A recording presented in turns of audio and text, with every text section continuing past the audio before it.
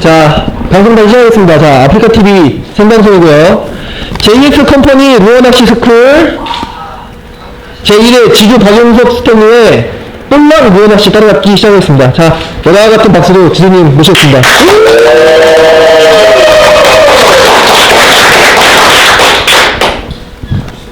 여러분, 자, 오늘 목차는 1, 2, 3, 4, 5, 6번 지주님 스텝, 지주 박용석 좀 소개하고요. 똘랑 루어낚시 교육, 그리고 장비 선택의 요령, 그리고 낚시 방법, 그리고 결론, 그리고 여러분들 Q&A 시간으로 오늘 방송을 진행해 보도록 하겠습니다. 다음 장. 네, 지주 박용섭 스텝님은 JS 컴퍼니 바다 루어낚시 스텝이시고 2013년 우수 스텝으로 지정되셨고요. 네, 블로그 운영 중이신데 블로그 이름이 어떻게 되죠? 지주에서 하는 거. 네, 거의 대부분의 내용이 바다 루어낚시 쪽으로 구성이 되어 있고요. 지주님은 똘랑 루어낚시를 가장 사랑한다고 하십니다. 네, 그 내용 지금부터 들어보겠습니다. 네.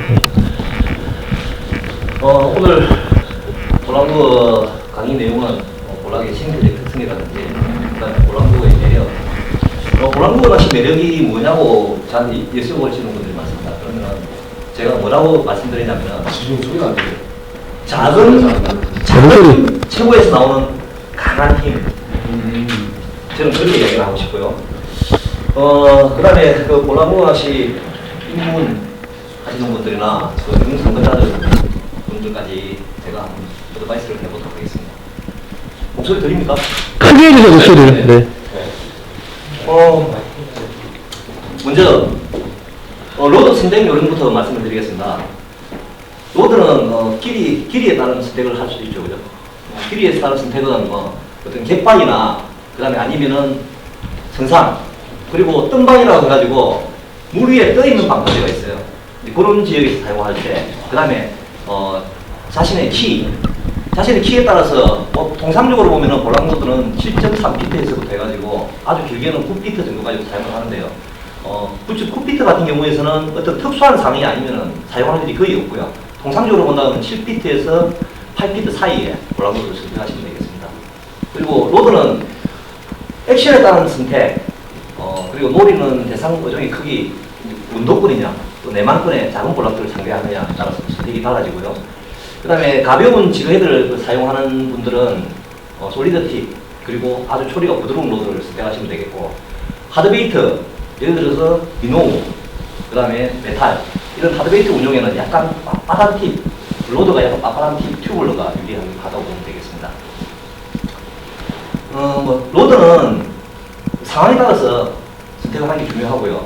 그렇다고 해서 로드를 갖다가 여러 대 준비를 못하기 때문에 통상적으로 자기가 다니는 포인트에 그 상황을 갖다가 미리 생각을 하시고 거기다 맞춰가지고 로드를 선택하시면 좋고요. 저렴하더라도 이제 볼락전용 로드 꼭 사용하시라. 왜냐하면은 배수용 로드 같은 경우에서는 볼락 로드와의 액션이 다릅니다. 볼락 로드 같은 경우에서는 0.5g에서 약 한 3g 정도의 지그헤드를 마음대로 캐스팅할 수 있는 그 정도의 아주 부드러운 힘체를 많이 사용하고요.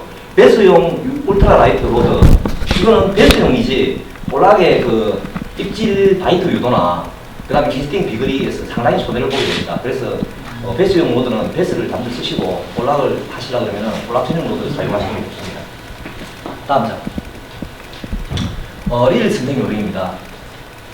릴 선택 기준은 낚싯대 환경, 그 다음 대상의 크기, 채비, 여기에 따라 달라지고요.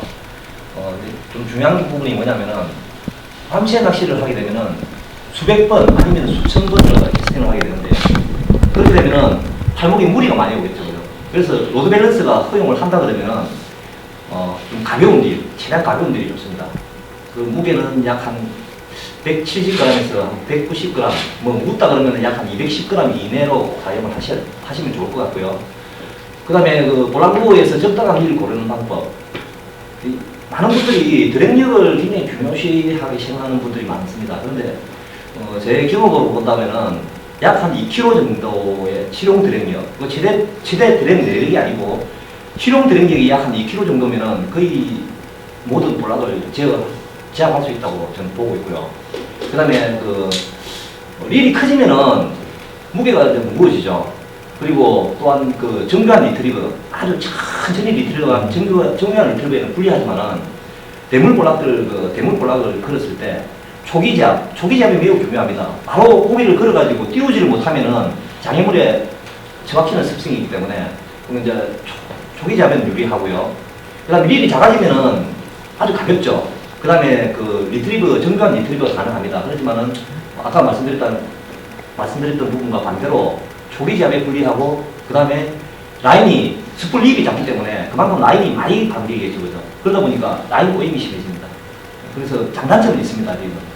최대한 가볍고 그 다음에 드랙이 아주 정교한 릴을 선택하시면 되겠습니다. 라인 선택 요령입니다. 합사가 장점이 많습니다. 단점도 많아요. 모든 라인은 다 그렇겠죠. 그죠? 장점이라 그러면 연신율, 즉 늘어나는 성질이 거의 없습니다. 그러니까 아주 작은 볼락 입질에도 입질하기 유리하고요.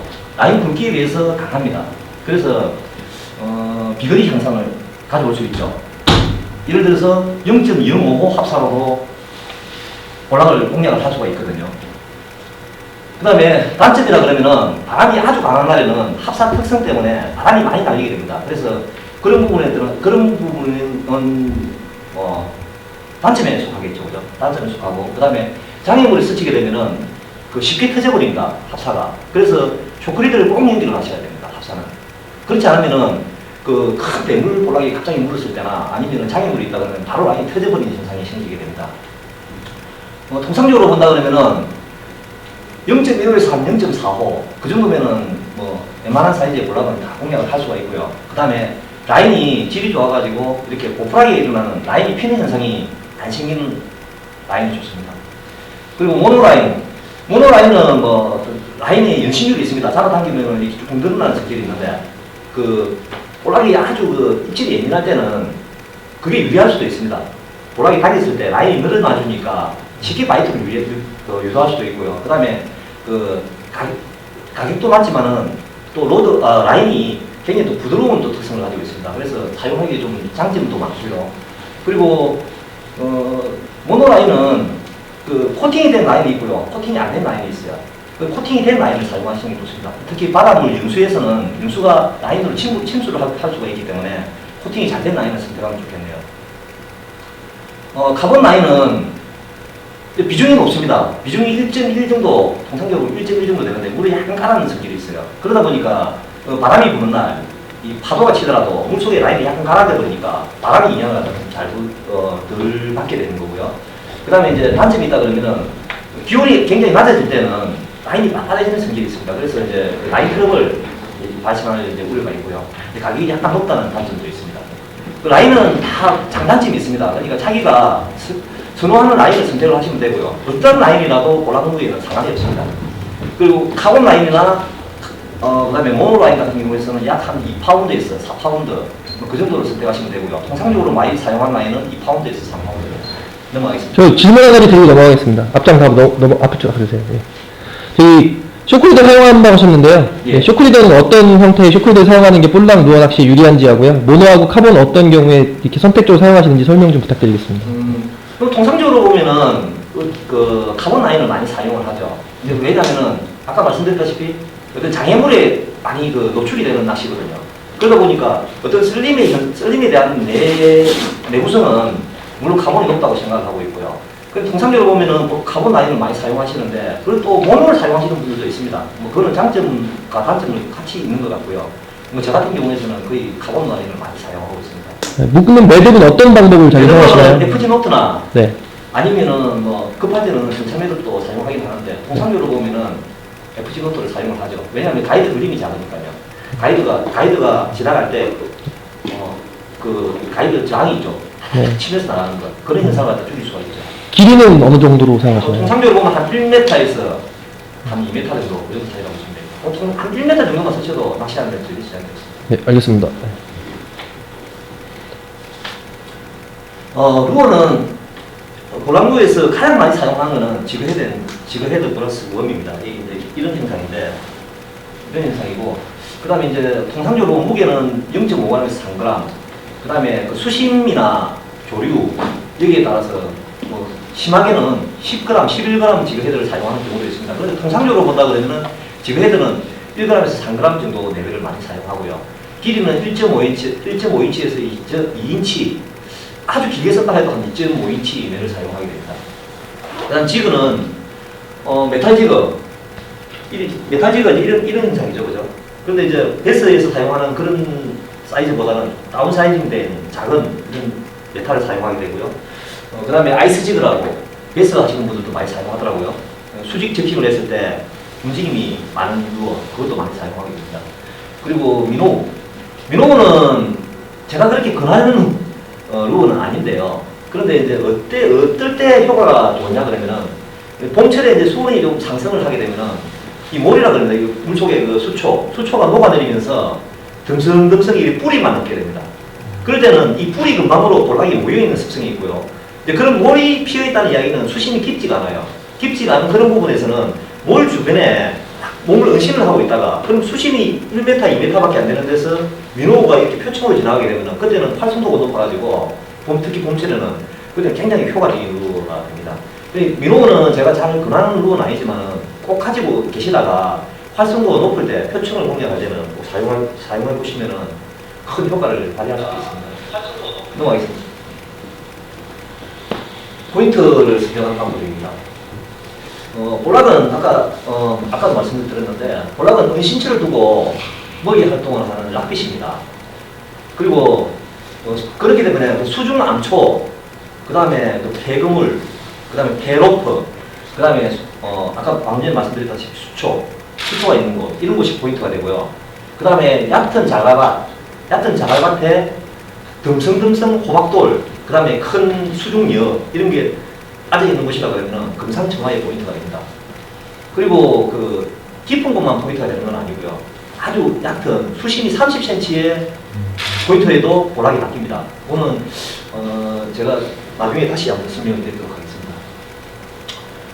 그리고 브레이크 라인, 이 공략할 수 있는 거리, 그러니까 우리가 캐스팅을 해가지고 공략할 수 있는 그 거리 내에 브레이크 라인, 그러면 이제 우리가 3g 정도를 캐스팅을 한다 그러면은 라인이 좀 얇은 걸 사용한다 치고 한 40m 정도, 40m 정도 전후방에 브레이크 라인이 있는 거고, 브레이크 라인이 있다는 거는 볼락이 활성도가 떨어져가지고 아니면 수온이 떨어져가지고 활성도가 낮아질 때는 갑자기 깊어지는 브레이크 라인에 뒤에 숨어 있게 되고요.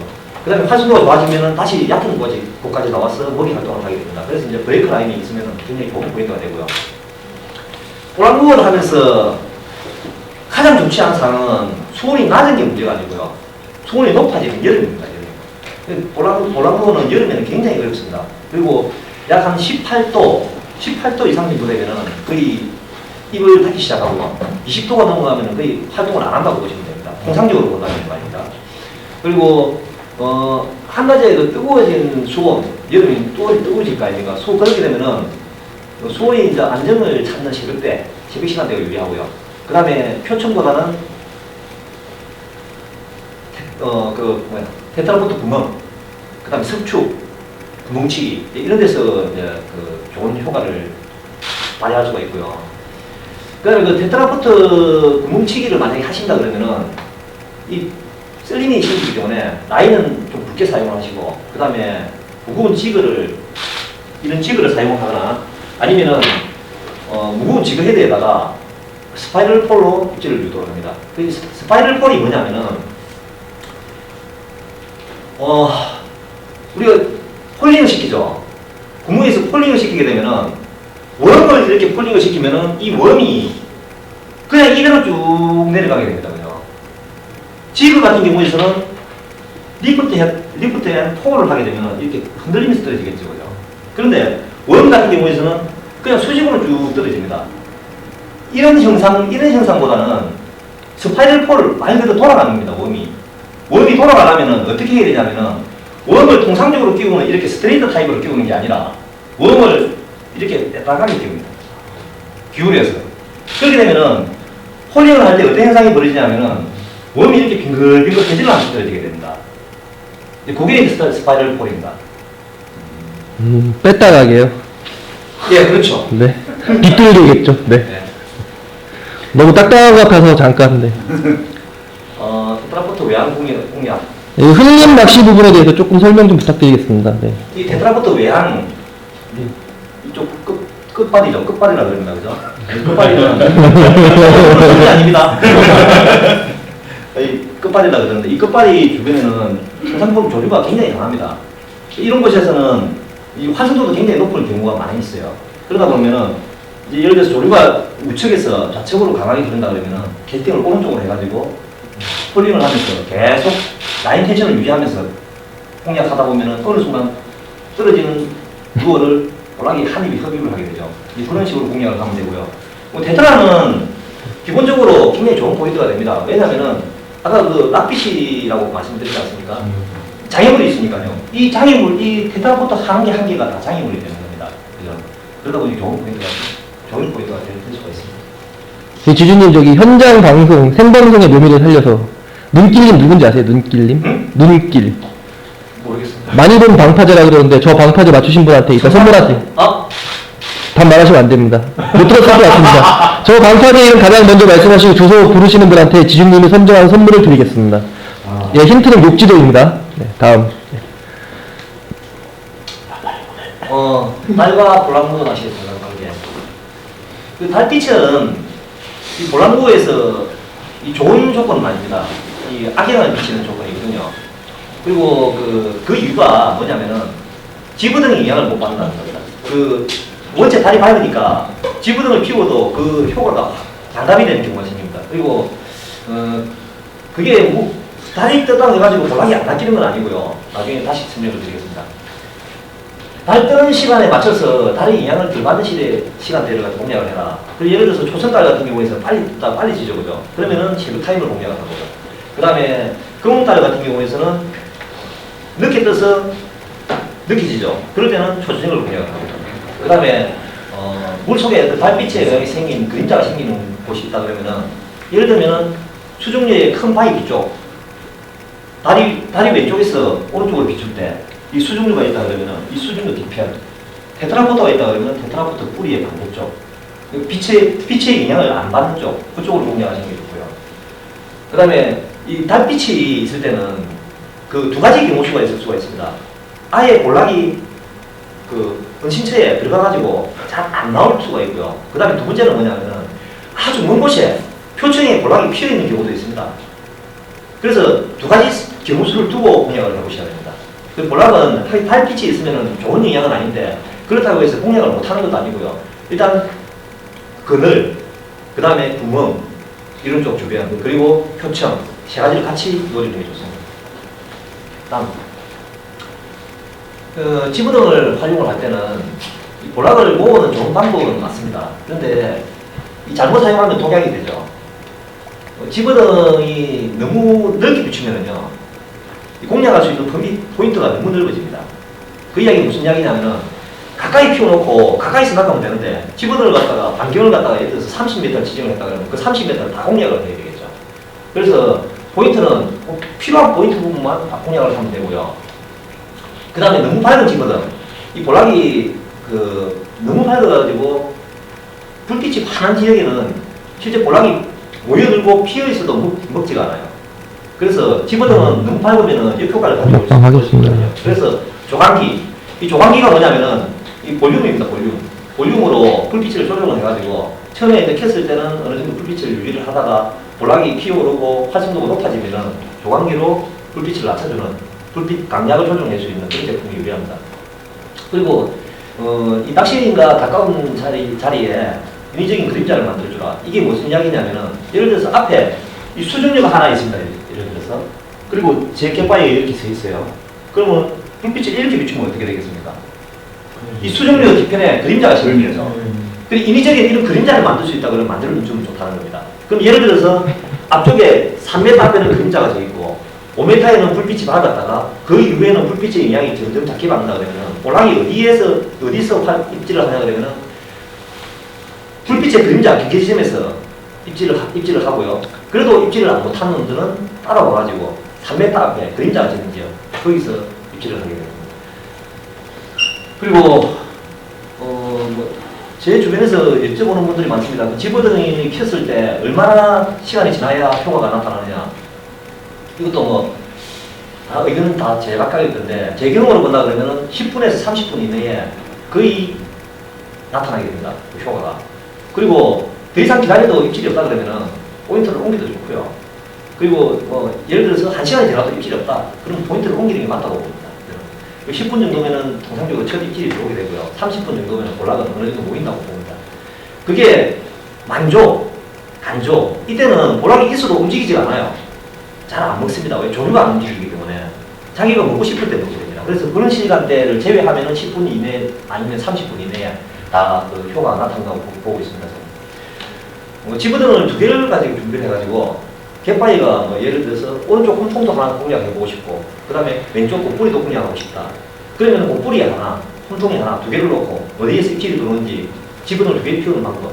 그런 방법들도 포인트를 갖다가 2군데를 다 한참에 공략해 볼 수는 없으니까요. 집어등을 2개를 피워놓고 왔다 갔다 하면서 공략을 하는 방법.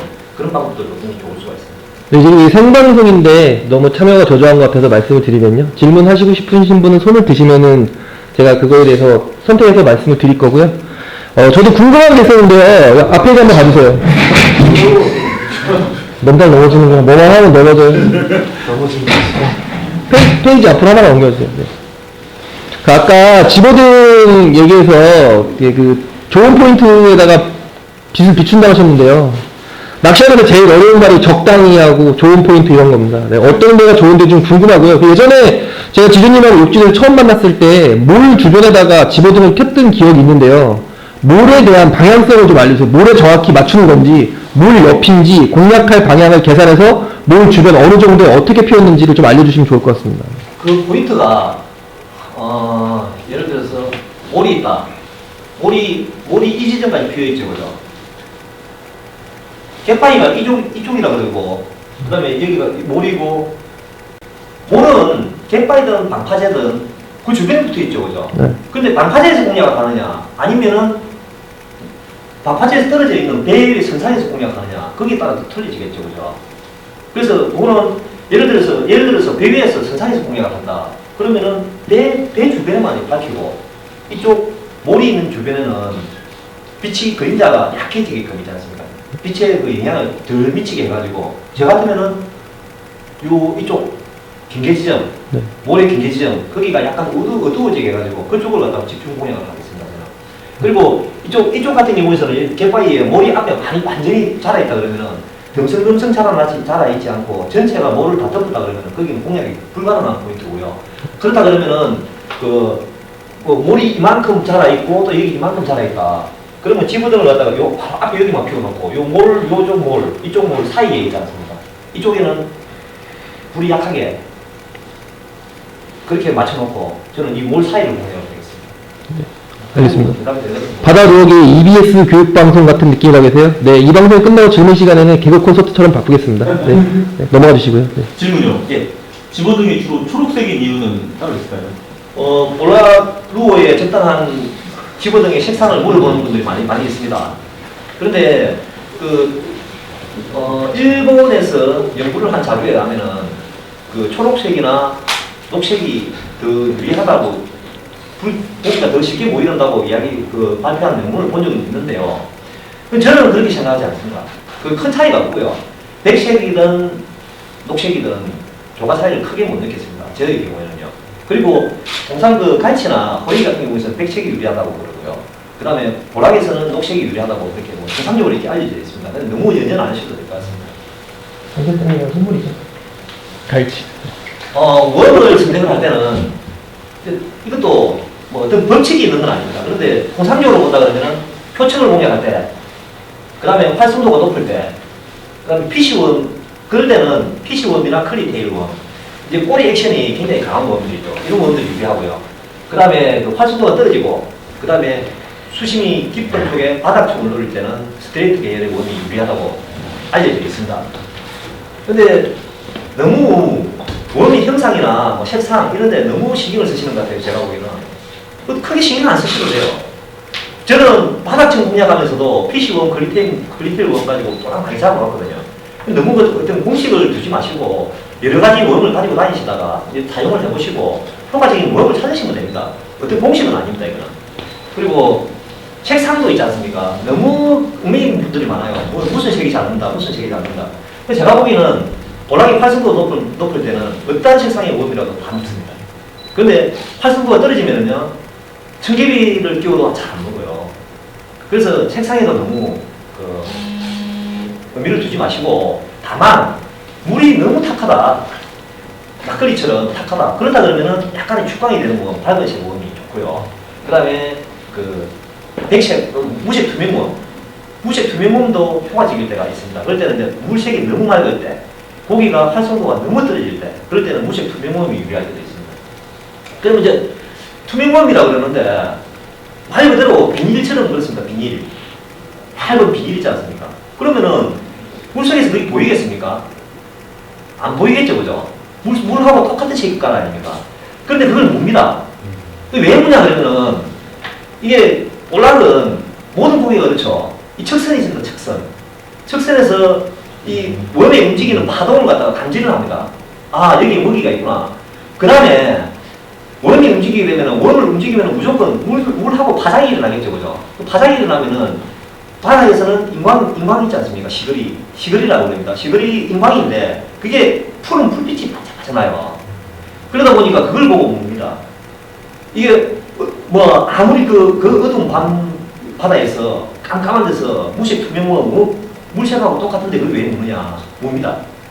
그러면은 언제 사용해야 되냐면은 정말 극조건일 때 그렇게 한번 써보시면은 효과적일 수가 있습니다. 시그리 인광 한 번 더 설명해 주세요. 시그리 처음 들어봤습니다.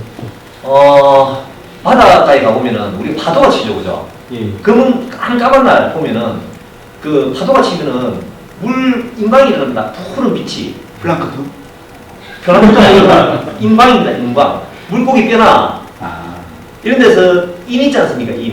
그 인이라는 성분. 우리 그 동물이 죽어가지고 뼈 속에 있는 인 있지 않습니까? 그런 게 나중에 비 오는 날 이렇게 빛이 난다 그러죠. 그거하고 똑같습니다. 물속에 인이라는 성분이 그걸 시그리라 그러는데 푸른색 색을 내는 그게. 온라인 질문 들어왔으니까요. 질문 답변 부탁드리겠습니다. 하늘 잠수함님이네요. 여기 노란 잠수함님 계시는데 볼락이 밤에 웜 색깔을 구분을 잘 하나요? 라고 물어보고 있습니다. 제가 방금 전에 말씀드렸지만은 예를 들어서 축광이 되는 웜이라 생각해 봅시다. 그러면은 뭐 노란색 계열도 있을 거고 초록색 계열도 있을 거고 뭐 붉은색 계열도 있습니다. 그런데 노란색 웜, 초록색 웜 축광을 시키면은 어떤 색깔인지 아십니까? 형광색입니다. 형광색. 푸른 형광색이에요. 저는 모르겠습니다. 그게 책상에 그렇게 많이 좌우를 한다고 생각하지는 않고요. 제 경험으로 본다 그러면은 볼락이 아까 말씀드렸다시피 활성도가 높을 때는 책상에 의한 입질 차이는 없고요. 볼락이 생명인지 생물 구분하는지 그거는 그 누구도 연구를 못했기 때문에 알 수가 없죠. 그런데 어느 날 잘 먹히는 웜은 있어요. 예를 들어서 어떤 책상에 어떤 형태의 웜을 썼는데 그날은 특히 그게 잘 먹더라는 그런 경우는 있지만은 그게 잘 먹는 책은 그날 잘 먹는 책이지 항상 잘 먹는 책은 아니라는 거거든요. 그래서 크게 상관은 없다고 봅니다. 웜 색깔. 그냥 추천 하나 해주세요. 뭐? 그냥 아무 생각 없이 마리아 다이와 상관없이 잘 무는 거 하나만 보여주세요. 앞에 갖고 오신 것 같은데 웜. 뭐 다 잘 봅니다. 그래요? 아하. 네. 다 잘 먹는데 저기서 지준이 잡은 물고기는 없습니다. 네, 넘어가시고요. 주황조사? 대상어를 피해잡는다는 놀라운 능력을 갖고 계시죠. 네. 저 많은 볼락 중에 지준이 잡으신 거 저 위쪽에 보면 썬베이 한 마리인데요. 그거 잡으셨었어요. 네. 네. 다음. 볼락을 피우는 요령. 가까운 거리. 볼락은 피우면 됩니다. 표층으로. 완전히 피우는데, 피우면 유리한 점이 있겠죠, 그죠? 왜? 가라앉히지 않아도 되죠, 그죠? 가라앉히는 시간을 벌 수가 있는 거죠. 그리고, 못하는 것 같아. 볼락을 피울 때, 그냥 간단하게 설명을 드리겠습니다. 이거 카메라 잡히나? 네, 잡힙니다. 거기까지 잡아놨습니다. 우리가 장대 낚시를 할 때, 볼락을 장대로 낚으시는 분들이 있습니다. 그분들은 볼락을 갖다가 피우는데 어떻게 피우시냐면은 고기 한 마리가 물게 되죠. 고기가 한 마리가 바이트가 되면은 그때부터 로드를 천천히 끌어올립니다. 그러면 볼락이 도망을 막 하겠죠. 도망을 하게 되면은 옆에 볼락들이 호기심을 가지고 같이 피어오르게 됩니다. 이렇게. 그래가지고 자꾸 낚아내다 보면은 볼락이 표층이 싹 피어버려요. 그럴 때 어떻게 하냐면은 아주 작은 봉돌을 갖다가 바꿔 끼워가지고 표층을 놓고 공략을 계속 낚아내는 거죠. 표층에서 싹 떨어지면은 물고 들어가면은 바로 낚아내고. 그렇게 되면 낚을 수 있는 시간을, 홀링 시간을 갖다 벌 수가 있겠죠. 그런데 볼락은 루어로 공략을 한다 그러면은 그게 안 됩니다. 그 방법이. 왜냐면은 장대는 바로 수직으로 내려가죠. 제비가. 우리는 캐스팅을 했잖아요. 그러면은 볼락을 가지고 논다. 천천히 랜딩을 한다 그러면은 자기 물만 있으면 들어가려고 그러겠죠. 그죠? 딱 터져버립니다. 그래서 피우려고 하면 어떻게 피워야 되냐면은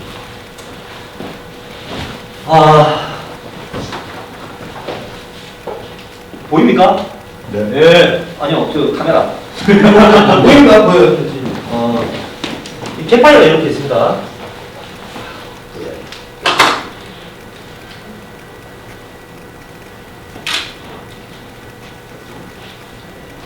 여기 사람이 썼습니다. 그죠? 캐스팅을 했죠. 여기 캐스팅을 했습니다. 그러면은, 예를 들어서 볼락이 여기 있다고 생각해 봅시다. 처음에는 볼락이 여기 있었어요. 바다층에. 이게 홀링 카운트를 세가지고, 홀링 카운트가 12라고 생각을 했을 때, 12. 예를 들어서, 12에서 입질이 처음에 들어왔죠. 그렇게 되면은, 도미를 한 마리 낚아낼 거 아닙니까? 그죠? 낚아내고 나면은 그 홀링 카운트보다 줄이게 됩니다. 그게 무슨 이야기냐면은, 12 카운트에서 입질을 받았다 그러면은, 카운트를 줄이는 겁니다. 10이나 8로. 무슨 말인지 알겠습니까? 홀링을 여기까지 시켰다 그러면은, 그 다음 캐스팅을 해가지고, 그 다음 고기를 낚아낼 때는, 이 지점까지만 홀링을 시키는 거죠. 이까지나. 또 낚아냅니다. 여기 있던 볼락들이 어디로 오냐면은, 조금 더 가까이 와요. 좀 더 가까이 왔다가, 더 피워가요, 위쪽으로. 그러면은, 이게 홀링 카운터가 12에서 시작해가지고, 10에서 8이 됐죠. 그 다음에 또 4로 줄이는 거예요. 요까지 떨어지겠죠, 그죠? 그러면은 또 볼락은 좀 더 가까이 붙으면서 또 피어올라요. 그렇게 되면은 나중에는 어떻게 되냐면은 예를 들어서 이 공략 거리가 40m라고 생각했을 때 40m에 여기 홀링 카운트 12에서 나중에는 20m, 10m 앞에 표축으로 완전히 피어오라고 합니다. 볼락이. 이렇게 피우는 거거든요. 그런데 이렇게 되라 그러면은 스냅 조건이 있어야 됩니다. 뭐냐면은 볼락의 개체수가 많아야 됩니다. 볼락이 없는 데서는 안 피어올라요. 왜? 아까 말씀드렸죠. 서로 먹이 경쟁을 하게 되고요.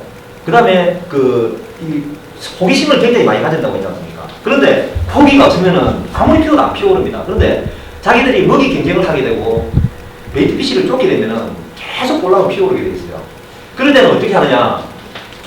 공략거리 20m에서 10m 바로 앞에까지 피웠다. 그러면은 처음에는 지그레이더를 3g을 사용했다 그러면은 나중에는 다운 사이징을 하는 거죠. 1g, 심지어 0.8g 이렇게 줄여가면서 그렇게 공략을 하게 됩니다. 그러려면은 홀링 안 시켜도 되죠. 거리가 아깝죠. 그러니까 볼락은 쉽게 낚아낼 수 있을 거 아닙니까? 그런 원리라고 보시면 됩니다. 피운다는 의미가 정확히 뜻이죠. 표층으로 바닥에서 있는 볼락을 더 가까이 표층까지 끌어올린다는 거죠. 홀링하는 시간을 줄인다는 거죠. 네. 근데 이제 볼락은 가까이 있는 볼락들은 굉장히 예민해요. 멀리 있는 볼락은 예를 들어서 공략 거리가 멀어지면 멀어질수록 멀리 피어 있는 볼락들은 굉장히 파수도가 높고요. 그것만 참고해 주시면 되겠습니다. 체인지 타이밍 및 쇼파이트 그렇죠. 체인지 방식은 이제 흔히 말하는 주고 때린다고 이야기하는 주고 때린다. 그리고 주고 때린다는 이야기는 뭐냐면은 홀리시 입질이 들어온다. 그래서 그 다음에 리프트 앤 폴 로드 들었다 놨다 하면서 루어가 들었다 떨어졌다가 올라갔다 떨어졌다 하겠죠. 그럴 때 입질이 들어올 때는 로드를 숙여줬다가 로드를 어떻게 하냐면은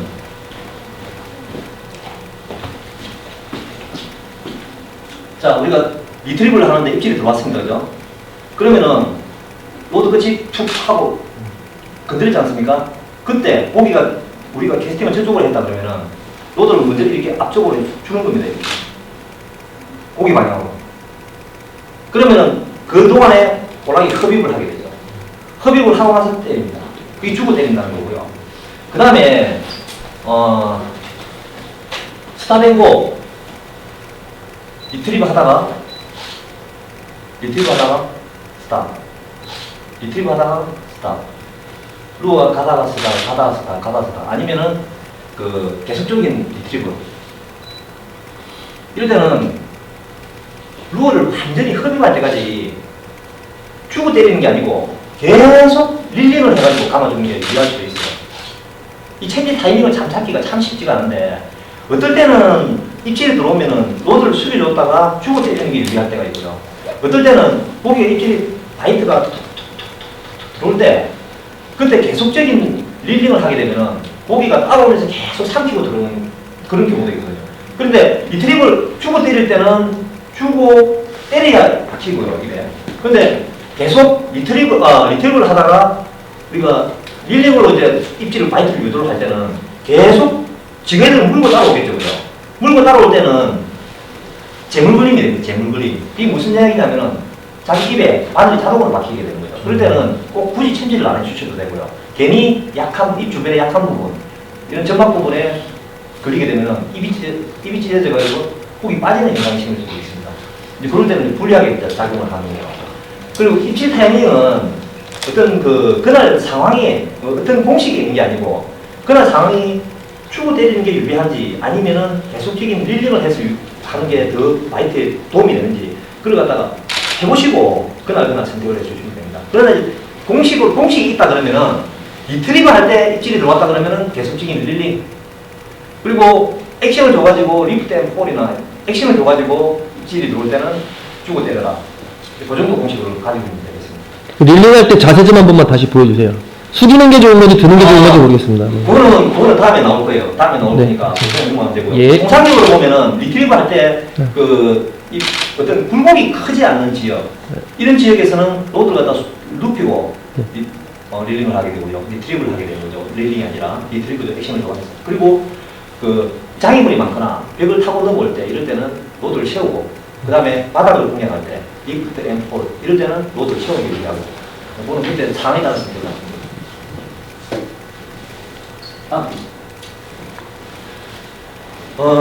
우리 볼락프로를 하시는 분들이 사용하는 것 중에서 이제 베스 하시는 분이나 다른 쏘가리 하시는 분들은 좀 생소한 용어인데 이게 메바트로볼이라는 게 있습니다. 그게 뭐냐면은 이 던질지거든요. 던질지는 뭐 여러 가지 형태가 나옵니다. 여러 가지 형태가 나오는데 이것도 이제 던질지에 보이는지 모르겠습니다. 잘 보입니다. 예.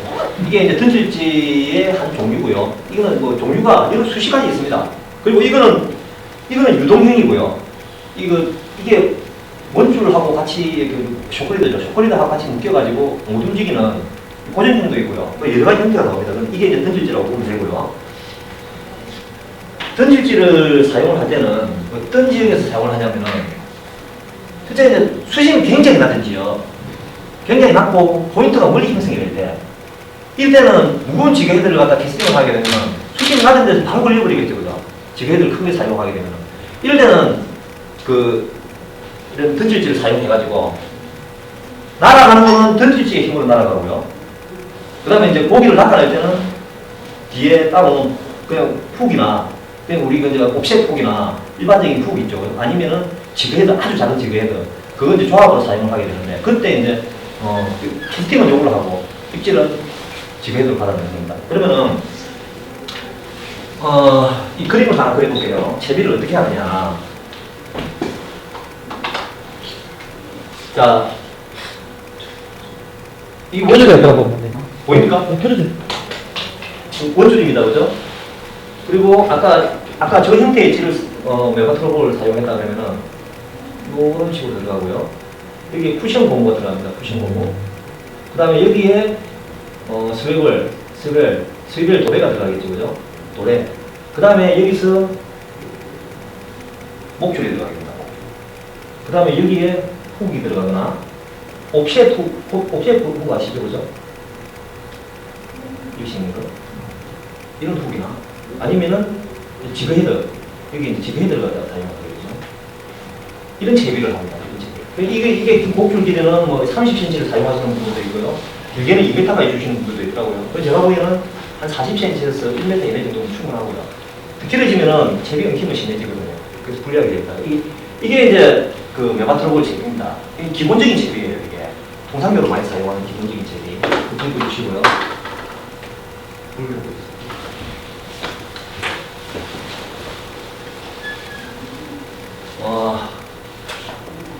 수초 1cm요. 아까 말씀드렸죠, 그죠? 수초가 아주 많이 자라 있으면은 거기에 지뢰를 던지면 다 걸려버립니다, 그죠? 그리고 그런 지역에서는 어떻게 공략을 하냐면은 맨바늘에다가 그냥 맨바늘에다가 뭘만 하라고 캐스팅하면 캐스팅이 안 되잖아요. 그러니까 네바트로볼을 써야 되는 겁니다. 안 써보면 공략을 할 수가 없어요. 그런데 수초가 밀생이 되어 있는 지역에서는 옵셋 훅이 있지 않습니까? 우리가 바늘을 숨기게 되죠, 그죠? 숨기는 바늘 훅. 그건 따로 설명 안 드려도 되겠죠? 옵셋 훅은. 예, 그런 훅을 써가지고 수초비를 올리고, 수초비를 올려서 수초가 있더라도 걸리더라도 자연적으로 빠져나올 수 있는 그런 채비를 사용할 때. 그때 또 메바볼이 필요하고요. 그 다음에 주의할 사항은 있죠. 뭐냐면은, 채비 엉킴이 심합니다. 엄청나게 엉키거든요. 그래서 이때는 이제 서밍을 해주셔야 됩니다.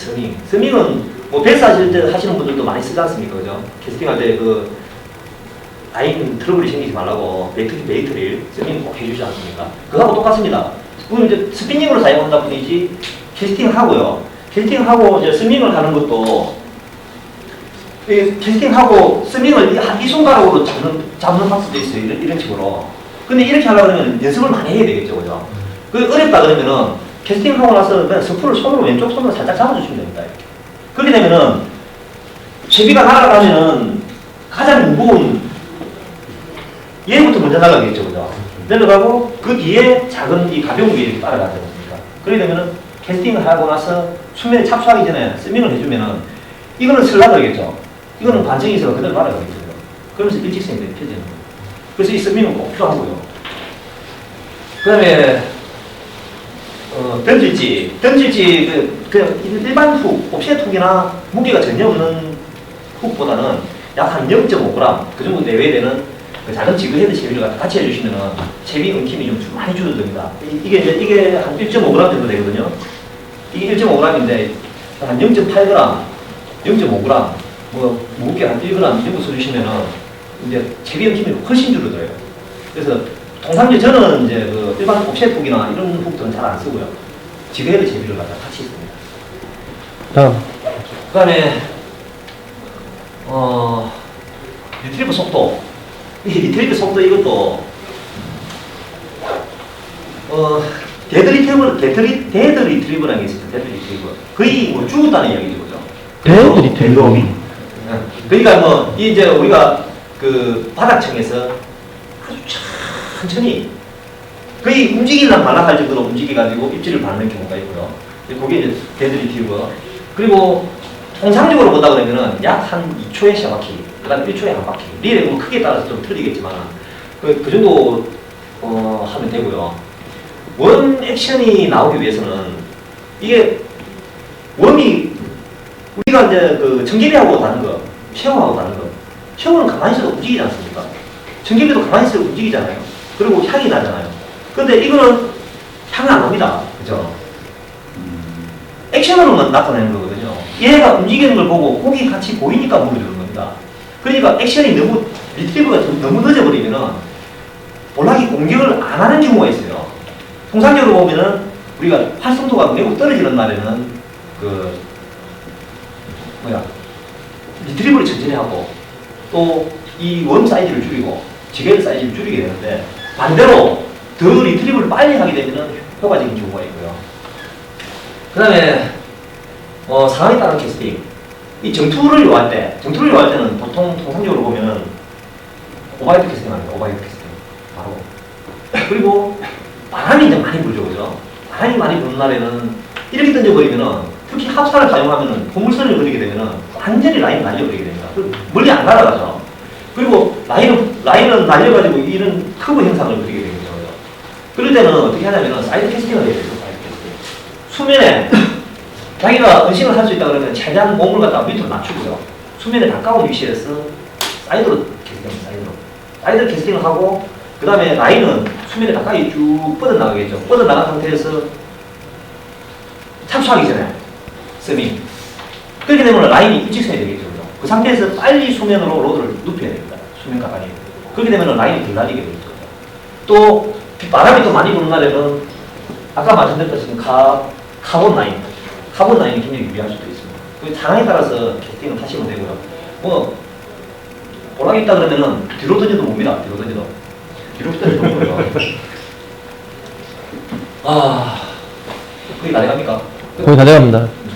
라인 텐션 유지시키는 방법은 어떻게 유지시키나요, 주진님은? 맞습니다. 그 라인 텐션 유지를 한다. 이게 무슨 이야기냐면은 이 합사 같은 경우에서는 우리가 이제 아까 말씀드렸다시피 0.05호에서 저 같은 경우에서는 4호까지 썼는데 0.05호 사실상 눈에 잘 보이지도 않는 라인이에요. 그죠? 라인 트러블이 엉켜버리면은 우리 나일론이나 카본은 풀면 풀립니다. 그죠? 합사는 안 풀려요. 합사가 1호, 2호 뭐 이런 것들은 잘 풀리죠. 0.05호 풀면 엉키면 그냥 그대로 끊어낸다고 보시면 됩니다. 그 라인 트러블이 왜 생기냐 그러면은 우리가 이제 캐스팅을 하게 되지 않습니까? 캐스팅을 하고 나서 라인이 채비가 수면에 착수를 하게 되죠. 착수를 하게 되면은 라인이 늘어져 있습니다. 라인이 늘어져 있는 상태에서 이 라인은 항상 한쪽 방향으로만 스피닝 릴 같은 경우에는 한쪽 방향으로만 계속 감기지 않습니까? 그 쉐디줄 꼬는 형상으로 해가지고 두 개가 계속 올려는 습성을 가지고 있어요. 네, 트위스트가 되죠. 이 트위스트가 되는 이게 이제 트위스트 부스터라 해가지고 뭐 요즘 신형들이 전부 다 이제 그 라인 롤러가 이렇게 빼딱한 각도를 주고 라인 보임을 줄였다고 하지만 실제적으로 줄이지는 못해요. 이건 스피닝의 유용한 숙제고요. 특히 합사에서는 예를 들어서 캐스팅을 하고 나서 라인이 느슨한 상태에서 릴을 감아버리면은 어떤 현상이 생기냐면은 안에서 매듭이 생기고 그 위에서 감겨버립니다. 그 다음 캐스팅하면 어떻게 되냐면은 같이 물고 날아가죠. 그렇게 되면 못 씁니다. 후루룩이라고 해요. 후루룩 생기면은 그 라인 다 끌어내야 됩니다. 그죠? 후루룩 퍽이죠. 후루룩 퍽. 가장 아까 중요한 거는 캐스팅하고 나서 항상 라인 텐션을 유지하라는 게 로드를 뒤로 완전히 제쳐버립니다. 뒤로. 이 라인이 이렇게 쭉 늘어져 있던 라인이 팽팽해질 때까지 뒤로 제낀 다음에 그 상태에서 릴을 감아주는 거죠. 감고 나서 제자리에 왔을 때 그때부터 리트리브가 들어가는 겁니다. 그죠? 네, 그게 바로 그 라인 트러블을 줄이는 텐션 유지하는 방법입니다.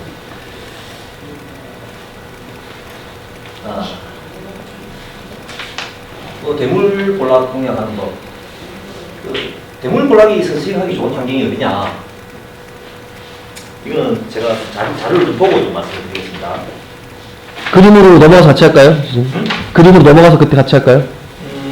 그림? 네, 수중력 공략 방법 설명하시면서 같이 한번 해주시면 될 것 같습니다. 그럴까요? 네. 자, 수중력. 잠시만 이게 질문은 생방송은 넘어가면 안 되니까 한 번만 또 부탁을 좀 드릴게요. 강의 중에 약간 방해가 되겠지만 집어등의 반경은 어느 정도가 적당한가요? 그 이렇게 쪼일 수 있잖아요. 앞에 그 초점의 범위, 그 이렇게 퍼지는 그 둥그런 원의 크기가 어느 정도 직경이면 될까요? 그러니까 그 우리가 이제 그 공략을 할 수 있는 범위 내에서 예를 들어서 보여요? 예를 들어서 갯발이 이렇게 돼 있다 그죠? 집어등을 피웠죠. 집어등을 피우면은 우리가 집어등이 불빛이 이렇게 아주 우리가 밝아 보이는 부분이지 않습니까? 이 부분 뒤를 우리가 공략을 해야 된다고 그랬죠. 네. 그럼 예를 들어서 포인트가 뭐 수중력은 아주 수심이 낮고 수중력가 이점에 막 빠져있다 이렇게 예를 들어서 이 거리가 약 한 30m 정도 된다.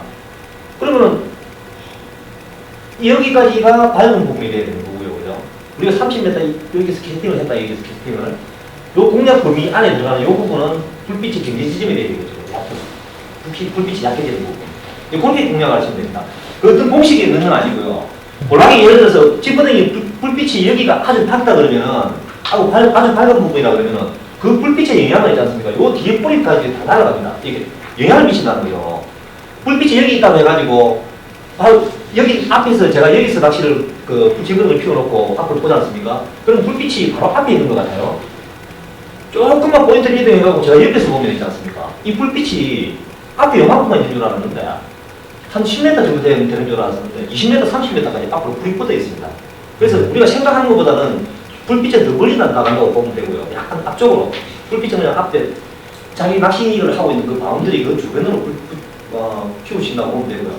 그 뒤쪽으로는 그 불빛이 그 남아있는 그 파란 빛을 가지고 그냥 남아있는 빛으로 공략을 하신다고 보면 될 것 같아요. 알겠습니다. 멀리까지 빛이 뻗는다고 말씀하시는 거죠? 네, 생각하는 것보다 많이 뻗습니다. 네. 그래서 너무 많이 넓게 비추면 안 됩니다. 무조건 불리하게 돼 있거든요. 아까 그 갈치 사진은 사실 그래서 넣은 거였습니다.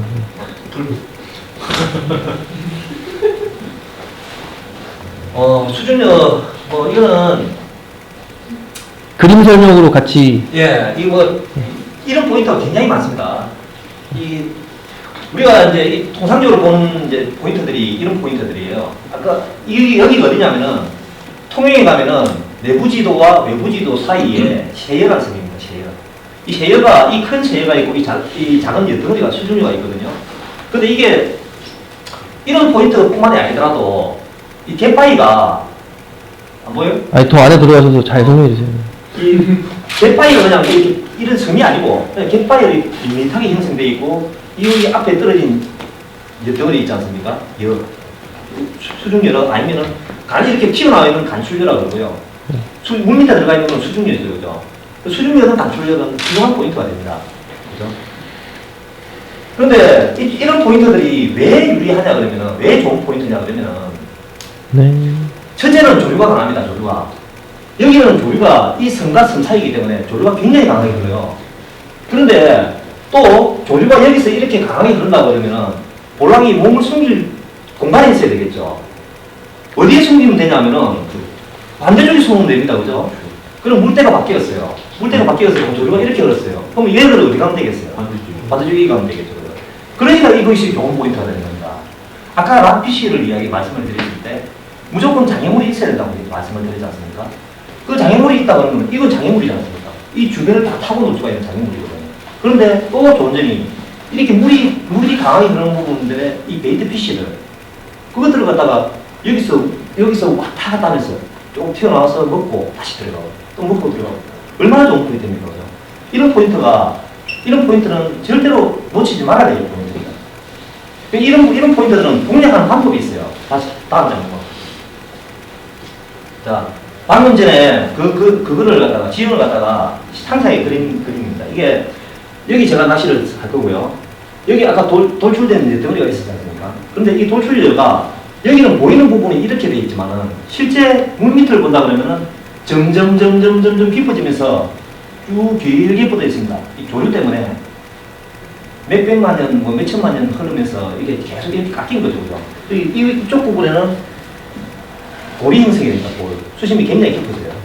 이런 현상으로 되어 있다고 보면 됩니다. 그러니까 거의 모든 바다에 섬에서 떨어져 있는 수중여든 아니면 여와 여 사이에 떨어져 있는 수중여든 전부 이런 현상으로 생겼다고 보면 돼요. 이게 뿌리가 자라있다고 보면 됩니다.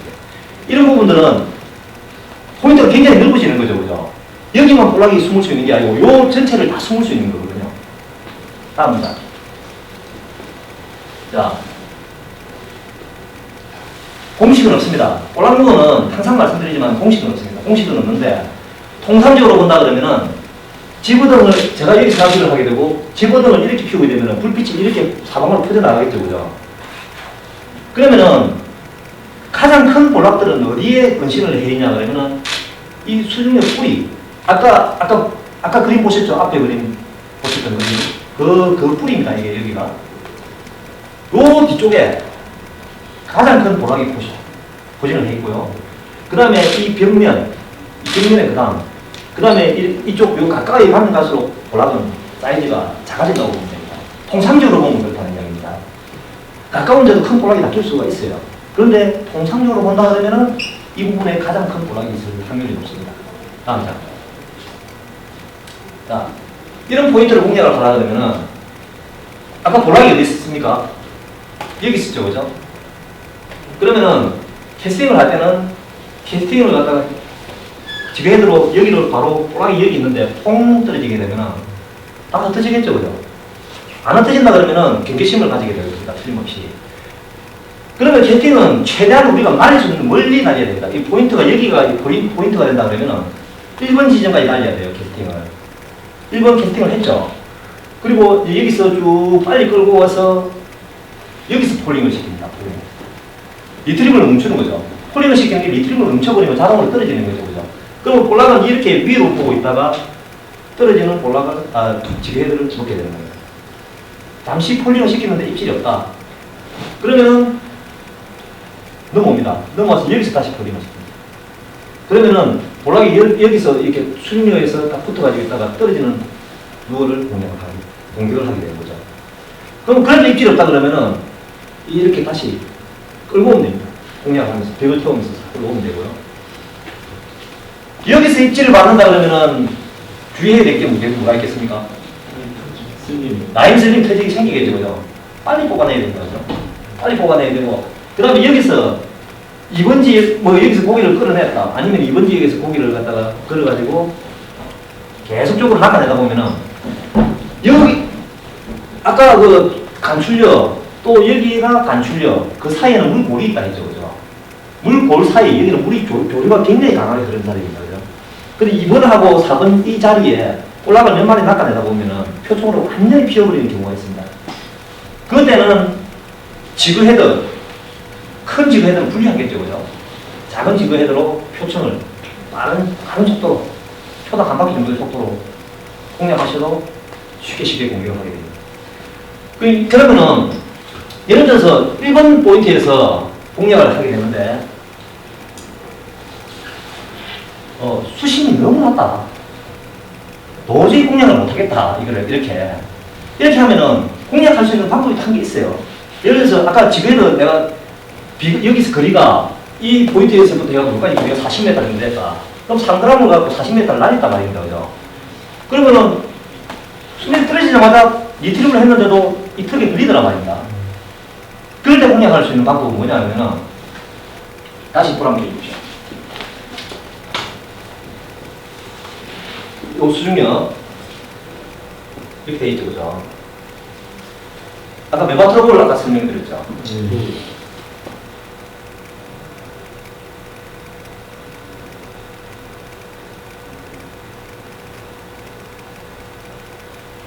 웜이 이렇게 있습니다. 그러면은 캐스팅을 하게 되면은 가벼운 지구에서도 이걸 메바 트러블 때문에 멀리 다닐 수 있겠죠, 그죠? 이걸 갖다 플로팅 기회를 쓰는 겁니다. 이게 이 플로팅이 있고 싱킹이 있어요. 플로팅 중에 싱킹 중에서도 헤드 싱킹이 있고 슬로우 싱킹이 있어요. 통상적으로 보면은 우리가 많이 사용하는 게 플로팅하고 그 다음에 뭐 싱킹 이 정도 많이 쓰고요. 수심 아주 깊은 데서는 더 빨리 가라는 타입들도 씁니다. 그런데 여기서 플로팅을 쓰게 되죠. 플로팅을 쓰게 되면은 이 자체 무게는 한 6g, 5g, 뭐 작게는 3g 정도 나가거든요. 그럼 캐스팅을 할 때 잘 날아갑니다, 그죠?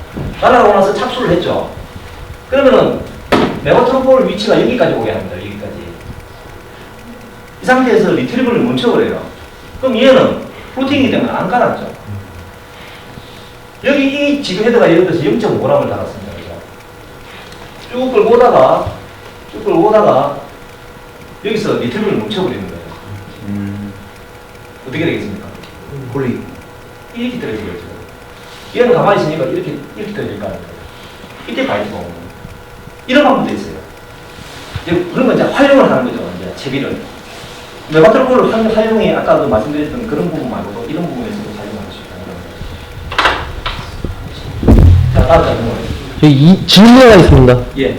2번 지역에는 예. 집어등 때문에 예. 볼락이 없을 것 같다라는 복사기님의 질문이 있었습니다. 불빛은 요 지역이 있지 않습니까? 요 지역. 네. 항상 말씀드렸죠. 바로 앞에다 표현하겠죠. 그러면은 이 빛은 이렇게 퍼지지만은 아까 간접적인 빛이 이렇게 비친다고 했죠. 네. 여기 비춰버리면 안 되죠. 어느 정도 거리가 떨어져 이게 있어야 캐스팅이 가능한 간접해서. 거리입니다. 예를 들어서 한 3g 정도로 캐스팅이 가능한 거리. 버려두고 보시면 돼요. 그게 몇 메다예요? 그게 3g으로 던지면은 라인의 굵기에 따라서 이제 피스팅 그게 차이가 많이 나는데 뭐 예를 들어서 굵게 사용하고 4파운드 모노사로 사용했다. 그러면 뭐 한 30m 정도밖에 더 날아가겠습니까? 그런데 예를 들어서 0.05로 0.05호 합사를 저는 사용을 좀 하고 있는데 그거 같은 경우는 한 40m 몇 m씩 날아가요. 엄청 날아가죠. 뭐 던지면 안 보입니다. 그거는 우리가 공략할 수 있는 거리 내에서 이런 지형이 있다 그러면 지구등 앞에 피우고 불빛의 경계 지점 요 지점이 되는 거예요. 목사기님? 네. 목사기님은 전화로. 네. 저희는 또 질문이 또 있어서요. 또 하나 또 질문 드리겠습니다. 요거는 정답은 아닐 수도 있으니까 경험삼의 답을 부탁드리겠습니다. 집어등을 비쳤을 때 왔다 갔다 하는 대문 볼락을 어떻게 잡느냐고 사장님이 물어봤습니다. 네. 물지는 않고 왔다 갔다 하는 거죠. 네. 우리가 그 볼락을 하게 되면은 이 피어오르는 거는 굉장히 좋은 상이라고 말씀드렸지 않습니까? 그죠? 피어오르는 건 좋다. 장대도 있지 않습니까? 장대도 피어오르는 건 좋아요. 그런데 이 볼락들이 장대 낚시를 할 때도 장대로 생미끼를 낚시를 하죠. 그런데 표층이 완전히 피어오르고 등 지느러미 내놓고 다니죠. 그럼 안 봅니다. 그러면은 옛날에는 습관적으로 그 장대를 하시던 우리 선배님들이 어떻게 하시냐면은 로드 장대 초리 있지 않습니까? 초리가 수면을 툭툭툭 쳐요. 깔아앉혀요. 조금 깔아앉혀 놓는 거예요. 그렇다고 벅 치면 안 되고 돌멩이 집어 던지면 안 되고요. 수면을 툭툭 치면은 약간 깔아앉아 있어요. 그래서 막아내는 거예요. 그런데 아까 우리가 지구등을 피우게 되면은 볼락이 바로 앞에 피우려면은 어떻게 잡아야 되느냐? 네. 볼락이 지구등 앞에 피우면은 안 봅니다. 또 두 번째 가로등 있죠, 가로등. 우리가 이제 가로등 이제 보안등이라 그러죠, 그죠? 보안등이 섬에도 가면 있고 또 이런 일반 방파제 같은 데 보면은 보안등이 켜져 있지 않습니까? 사람들이 다녀야 되니까. 보안등이 켜져 있는 그 주변에도 보면은 밝은 지점에 볼락이 발 앞에 수백 마리가 피어 있죠. 안 봅니다. 가장 안 좋은 게 뭐냐면은 볼락 집어등을 피웠을 때 볼락이 사람 눈에 보일 정도로 가까이 피우는 겁니다. 안 봅니다. 피어 올린다는 게 그렇게 피어 올리면 안 돼요. 그래서 그거를 갖다 극복을 하려면 어떻게 극복을 해야 됩니까? 제가 이제 바다보 이야기 카페에서 그런 질문을 많이 받았어요. 그래서 제가 뭐라고 대답을 했는지 혹시 아십니까? 퀴즈 한번 해볼까? 잘. 불을 꺼야죠. 바위를 하나 줄 수 놓고 붕 던져놓고 다른 포인트로 이동했다 다시 걸어야 됐습니다. 안 봅니다. 안 물어요. 그거는 어떠한 방법으로 해도 안 물고요. 그럼 다만 어떻게 공략을 하면은 확률을 높일 수가 있냐 그러면은 지그레가 아주 가벼운 거 있죠. 가벼운 거를 그 볼락이 있는 부분 있지 않습니까? 그 부분을 캐스팅을 해가지고 천천히 폴링 시키는 방법을 쓰면은 그나마 몇 마리 정도는 물어줄 수가 있어요. 그런데 그런 날은 마리수를 못합니다. 포인트 이동하기 중요한 방법이고요. 아까도 이야기했죠. 그늘 바로 앞에 그늘 밑에 인위적인 그늘이 만들어진다 그러면 그 그늘 밑에 있지 않습니까? 그런 쪽에서 공략을 합니다. 포인트 이동 시간은 얼마 간격을 두고 하는지 좋을지 예암님이 물어봤습니다. 네. 그 관측으로 오르면 그 포인트 이동할 필요가 있겠습니까? 그죠? 보기가 안 될 때 이동하는 거죠. 나올 때까지 뽑고. 그렇죠. 네. 좀 잡고 네. 많이 잡아도 지금 한숨 잡으면 되고. 네. 뽑았으니까 다음 장 가시죠. 네. 표층이 피해는 볼약, 이 착수는 악영향을 미친다. 이건 틀림없습니다. 아까 말씀드렸던 부분, 아까 수준의 주변 공략에서도 말씀드렸죠, 그죠? 그 볼락이 피해 있는 거기다가 밀을 붙이면은 퐁 떨어지면은 딱 떨어져요. 그래서 무조건 그 위치보다 더 멀리 던져야 된다. 그 다음에 캐스팅 하고 나서 아까 그 네바트로볼 설명을 드릴 때 설명을 해주면은 미끌리가 라인 힘이 줄어든다고 했죠, 그죠? 근데 폴링이 아니고 착수를 할 때 착수도 줄여준다. 잡아주면은 급 소리 맑게 뻑 하는 소리 나고 말 정도로 줄여줄 수가 있고요. 설명을 해주면 좋고요. 그 다음에 그 착수음을 줄이는 방법 중에 부피가 똑같은 3g인데 나하고 예를 들어서 텅스텐하고 틀립니다. 왜? 비중이 틀리거든요. 납이 11 정도 돼요. 11 조금 넘어요. 텅스텐은 19 정도 된다고 합니다. 그러니까 비중이 높으니까 똑같은 무게라면 작아지겠죠. 그죠? 그럴 때는 착수음을 줄이려고 그러면 텅스텐 헤드를 사용한다는 그런 방법을 쓰면 돼요. 그리고 또 끝이 뾰족하게 생긴 거. 그런 지배해들. 그런 지배해들 가지고 수면이 떨어질 때 착수성을 줄인다는 방법이에요. 뭐 그런 방법들, 뭐 여러 가지 방법이 있는데 가장 좋은 방법은 스밍하고 그 다음에 텅스텐 지배해들을 사용하는 방법이죠. 볼락이 필요했다면은 전문 포지 캐팅해야 된다. 포인트가 제비를 끌고 오는 방법. 아까 수준의 공략하는 거하고 똑같습니다. 그죠?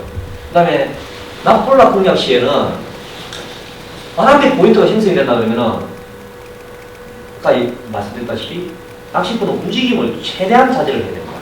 특히 원색의 옷 있죠. 붉은색 뭐 이런 거. 그런 걸 가지고 바로 앞에 뭐 그 주변에 볼락들이 돌아다니는데 막 휘젓고 다니죠. 큰일 납니다. 암흑이다. 그럴 때는 인위적인 예를 들어서 앞에 장애물이 있다 그러면 그 장애물 뒤에 숨는다든지 몸을 최대한 웅크린 상태에서 몸을 움직이지 않고 손만 팔만 가지고 사람이 움직이지 않고 그죠. 그렇게 움직임 자제는 좋고요. 그 다음에 말씀 다 드렸네요. 아까 그 집어등 아까 말씀드릴 때 제가 한 설명을 하나 빠뜨린 거 아니에요? 집어등 앞에 집어등이 피해 사람 참 그 습관적으로 있지 않습니까? 집어등 위치는 계속 같은 자리에서 방향을 바꾸시는 분들이 있어요. 또 집어등의 그 각도 있지 않습니까? 각도를 갖다 계속 변경하시는 분들이 있어요. 근데 그게 어느 정도 시간이 지나면 또 괜찮아요. 그런데 그게 움직이는 상태에서 그 고기가 피어있는 상태에서 절대로 움직이면 안 됩니다. 볼락을, 집어등을. 그리고 또 집어등 앞으로 막 지나다니는 사람들이 있습니다. 그러면 그들 그림자가 생겼다가 다시 밝아지죠. 그런 것들은 굉장히 악조건이에요. 그래서 절대로 그 집어등 앞으로 지나다니시면 안 되고요. 앞에 하다못해 손으로 이렇게 가리시면 안 됩니다. 불빛이 밝아졌다 어두워졌다 계속 하는 거는 볼락한테는 틀림없이 위화감을 주는 그런 요소가 될 수가 있습니다. 그죠? 넘어가겠습니다. 뭐 볼락을 많이 낚는 방법, 뭐 100마리, 1000마리 낚아봐야 다 못 먹지 않습니까? 그죠? 하지만은 그냥 짧은 시간 이렇게 재밌게 즐기려고 그러면은 볼락을 쉽게 낚아내는 방법이 있습니다. 낚은 고기는 신속한 뒤처리가 필요하다. 볼락이 통상적으로 보면은 피딩이 그렇게 안 길어요. 우리 같이 지금 BJ를 하고 계시는 몽님도 욕지도에서 낚시를 해보셨지만은 볼락이 잠시 피죠, 뭐 길어야 2시간 안쪽? 네. 뭐 어떨 때는 30분으로 끝날 때도 있고 어떤 날 아주 상황이 좋은 날은 밤새도록 간족, 만족 시간만 제외하고 먹는 경우도 있습니다. 그럼 뭐 포인트에 따라 틀리고 개체수에 따라 틀리는 거고요. 하지만 통상적으로 본다면 볼락 피딩이 길지가 않아요. 그래서 짧은 피딩을 갖다가 아주 짧은 시간 동안 효과적으로 이용해야 됩니다. 그래서 그 낚은 고기는 신속한 대처리를 해야 된다. 통이 풀러한 고기를 갖다가 놓고 여기 한 2m 떨어진 데다가 두고 고기 한 마리 낚고 풀러에 갖다가 놓고 다시 낚시라고 안 된다는 거죠. 최대한 통은 가까이 있어야 된다. 몸 가까이. 고기를 잡고 나서 바로 넣을 수 있게끔 통은 최대한 가까이 있어야 되고요. 근데 이게 아주 기본적인 내용이 되어 있지 않습니까? 실제적으로 필드에 나가보면은 그렇게 낚시를 하시는 분들이 많아요. 그거는 통은 무조건 가까이 있어야 되고요. 그 다음에 그 훅이, 이 볼락이 입이 아주 주변이 부드럽습니다. 잘 찢어지거든요. 그런데 굉장히 딱딱한 부분들이 있어요. 이 악교질처럼 생겨가지고 딱딱한 부분인데 그 부분은 훅이 막혀버리면 미늘이 있으면 안 빠져요. 그래서 억지로 빼다 보면은 훅이 그냥 뚝 부러져 버리는 경우도 있습니다. 그렇게 되면 다시 묶어야 되겠죠. 그래서 장애물이 주변에 예를 들어서 수초가 있다. 수초 속에서 볼락을 빼내려고 그러면은 조금만 우리가 틈을 좀 그래도 빠져버리지 않습니까? 그럴 때는 미들을 누르면 불리하지만은 그 외에 그 상황을 제외하고 장애물이 없다 그러면은 미들을 없애버려도 볼락을 걸고 나서 로드 텐션만 계속 유지를 해주면 절대 빠지지 않습니다. 그래서 미들을 눌려버려라. 그러면은 우리가 지금 헤드만 잡고 이렇게 로드만 방향만 바꿔줘도 볼락이 툭 떨어집니다. 그렇게 해가지고 빨리 뒷손질을 빨리 해야 됩니다. 그 다음에 볼락 루어 할 때 드랙 조절. 드랙 조절을 아까 우리 깜밥님께서 하신 말씀이 무슨 볼락에 이렇게 드랙을 갖다 딱 좋아하고 있습니까? 이 볼락은 같은 체장으로 본다 그러면은 이 뭐 부실이나 뭐 이런 어종들, 대수 어종들을 제외하고 나면은 거의 아마 가장 힘이 셀 겁니다. 볼락이 힘이 굉장히 세요. 그리고 아까 말씀드렸다시피 볼락은 락빛이라고 있지 않습니까? 그렇기 때문에 장애물을 계속 파고드는 습성이 있어요. 그래서 강제징용 안 하면 못 빼냅니다. 그리고 이제 예를 들어가지고 수초나 로프댐이 아까 좋은 포인트가 됐다고 했는데 이거는 곧 뭐냐면은 가장 큰 방해꾼이 될 수도 있다는 이야기거든요. 그래서 바로 고기를 빼낼 때는 드랙을 좀 돌리고 라인이 터지지 않을 정도 세팅을 해놓고 버텨야 됩니다. 버티고 초반작이 굉장히 중요하고요. 그 다음에 뭐 무늬오징어 같은 경우에서는 우리가 드랙을 갖다 많이 좋아해서 사용하시는 분들도 있는데 그건 불리합니다. 왜냐면은 이 촉수라 그러죠. 이 다리가 아닙니다. 그죠?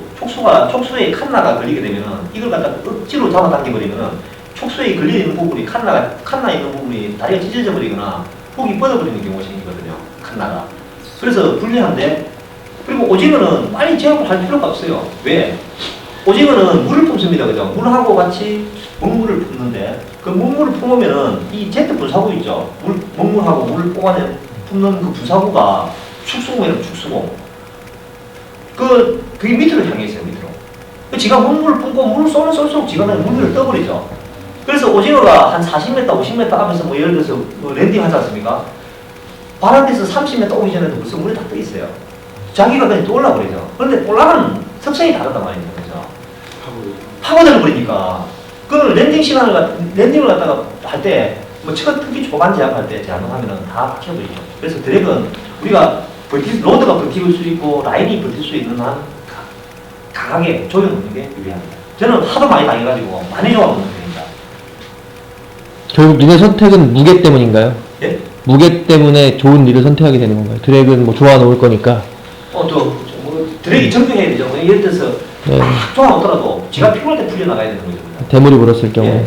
정비할 때 풀려나가줘야 되는데, 이 드랙이 정비하지 못하면 풀려나가는 순간에 안 풀려나간다든지, 안 풀려나갈 게 풀려나가버린다든지, 그런 부분들이 생길 수가 있으니까. 그래서 이제 드랙이 정비하는 드랙이 중요하죠.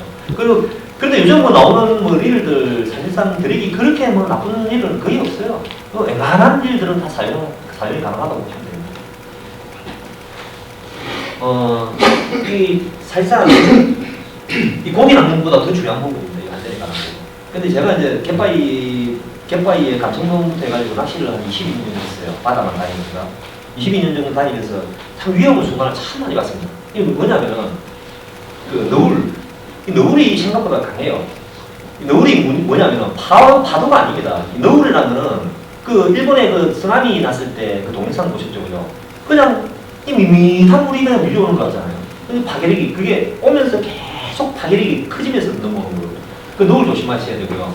그 다음에 신발이 접지를 좋은 거. 그 다음에 갯바위 특히 이런 데서 미끄러운 갯바위에 뭐 겨울 되면 특히 김 같은 거 많이 자라있지 않습니까? 그럼 미끄러져 버리면 큰일 납니다. 진짜로. 그래서 이런 신발이 이제 예를 들어서 김이 많이 자라있다든지 아니면 갯바위가 미끄러질 그런 위험이 있는 장소에서는 그런 포인트로 들어간다 그러면 갯바위 신발, 갯바위 장화, 스파이크가 유리할 수도 있고 펠트가 유리할 수도 있고 리치화가 유리할 수도 있어요. 그래서 이제 그런 신발들을 발에 미끄러지지 않는 그런 걸 신으셔야 되고요. 이제 굉장히 중요한 게 이겁니다, 이거. 배에 접안할 때, 우리가 이제 갯바위 포인트를 접안을 하게 되는데, 파도가 이제 이랬어요, 파도가 일어나면은, 배가 갯바위에 이렇게 붙었죠. 붙었다가 파도가 올라갈 때는 배가 쭉 올라가죠. 파도가 내려갈 때는 어떻게 됩니까? 쭉 떨어지죠. 그런데 배전, 배 끝부분, 배전하고 갯바위 다리를 양쪽으로 걸리는 사람 많아요. 정말 위험합니다. 이거는 체조. 예, 이거는 바로 목숨과 직결되는 부분입니다. 이거는 그냥 이렇게 쏙 빠지면 그냥 물에 빠지는 게 아니고요. 배하고 부딪히게 돼 있어요. 갯바위 사이에서. 그래서 굉장히 위험한 부분입니다. 그 다음에 제가 몇 분 봤습니다. 저하고 뭐 낚시 가가지고 얼어 죽겠다고 하시는 분도 몇 분 봤고요. 이번에 옷은 꼭 준비를 하셔야 되고요. 그 다음에 핫팩 같은 그런 것도 꼭 준비를 해주시고. 그 다음에 이 사람의 목에서 느끼는 온도가 굉장히 크다고 합니다. 그래서 이제 머리하고 온도에서 많이 온도를 느끼게 되는데, 그래서 목에 비니 모자, 그 다음에 목 맥구워머, 이것들은 겨울에 꼭 착용해 주시면 큰 도움이 됩니다. 다음 페이지.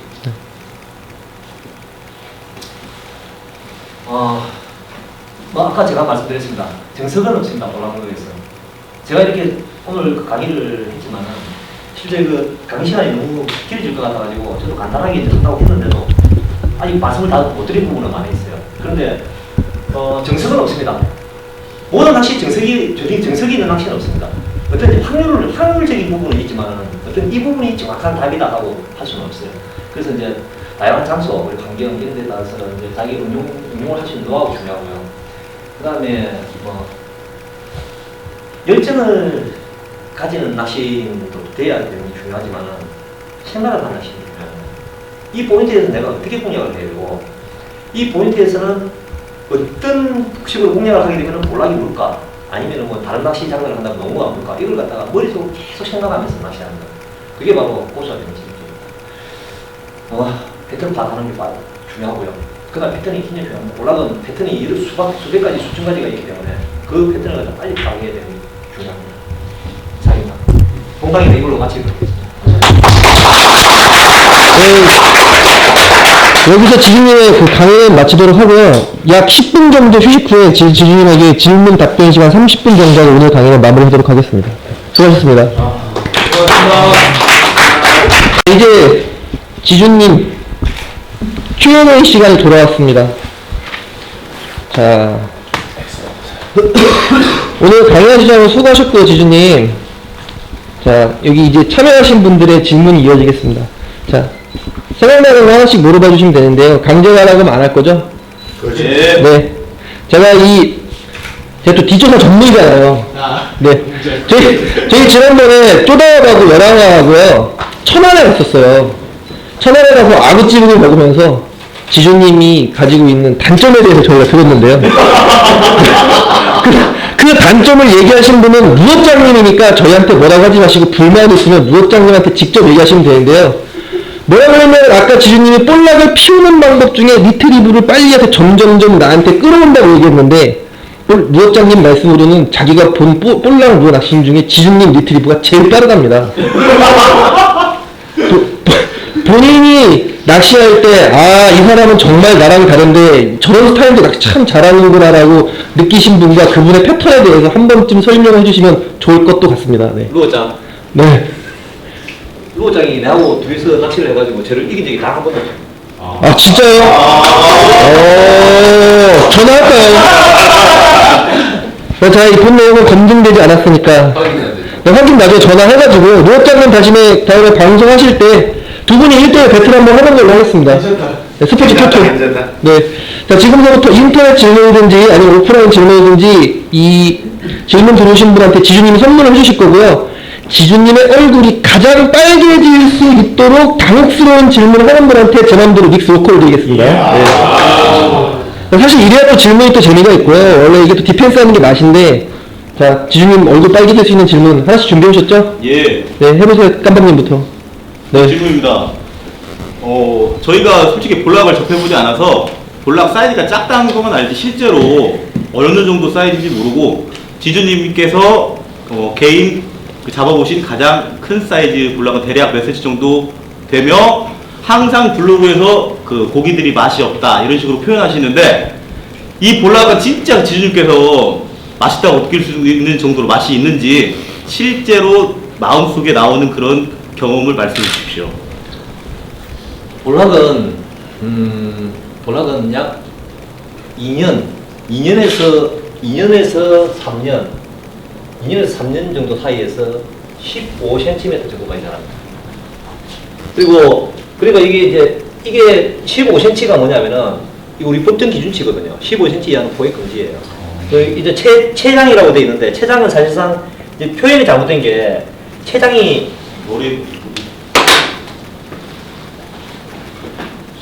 체장은 아가미를 있고 여기서부터 여기까지입니다. 여기서부터까지. 그런데 실제 그게 아니고요. 여기서 여기까지입니다. 여기서 여기까지. 지금 이게 이제 우리 법정 기준치 15cm고요.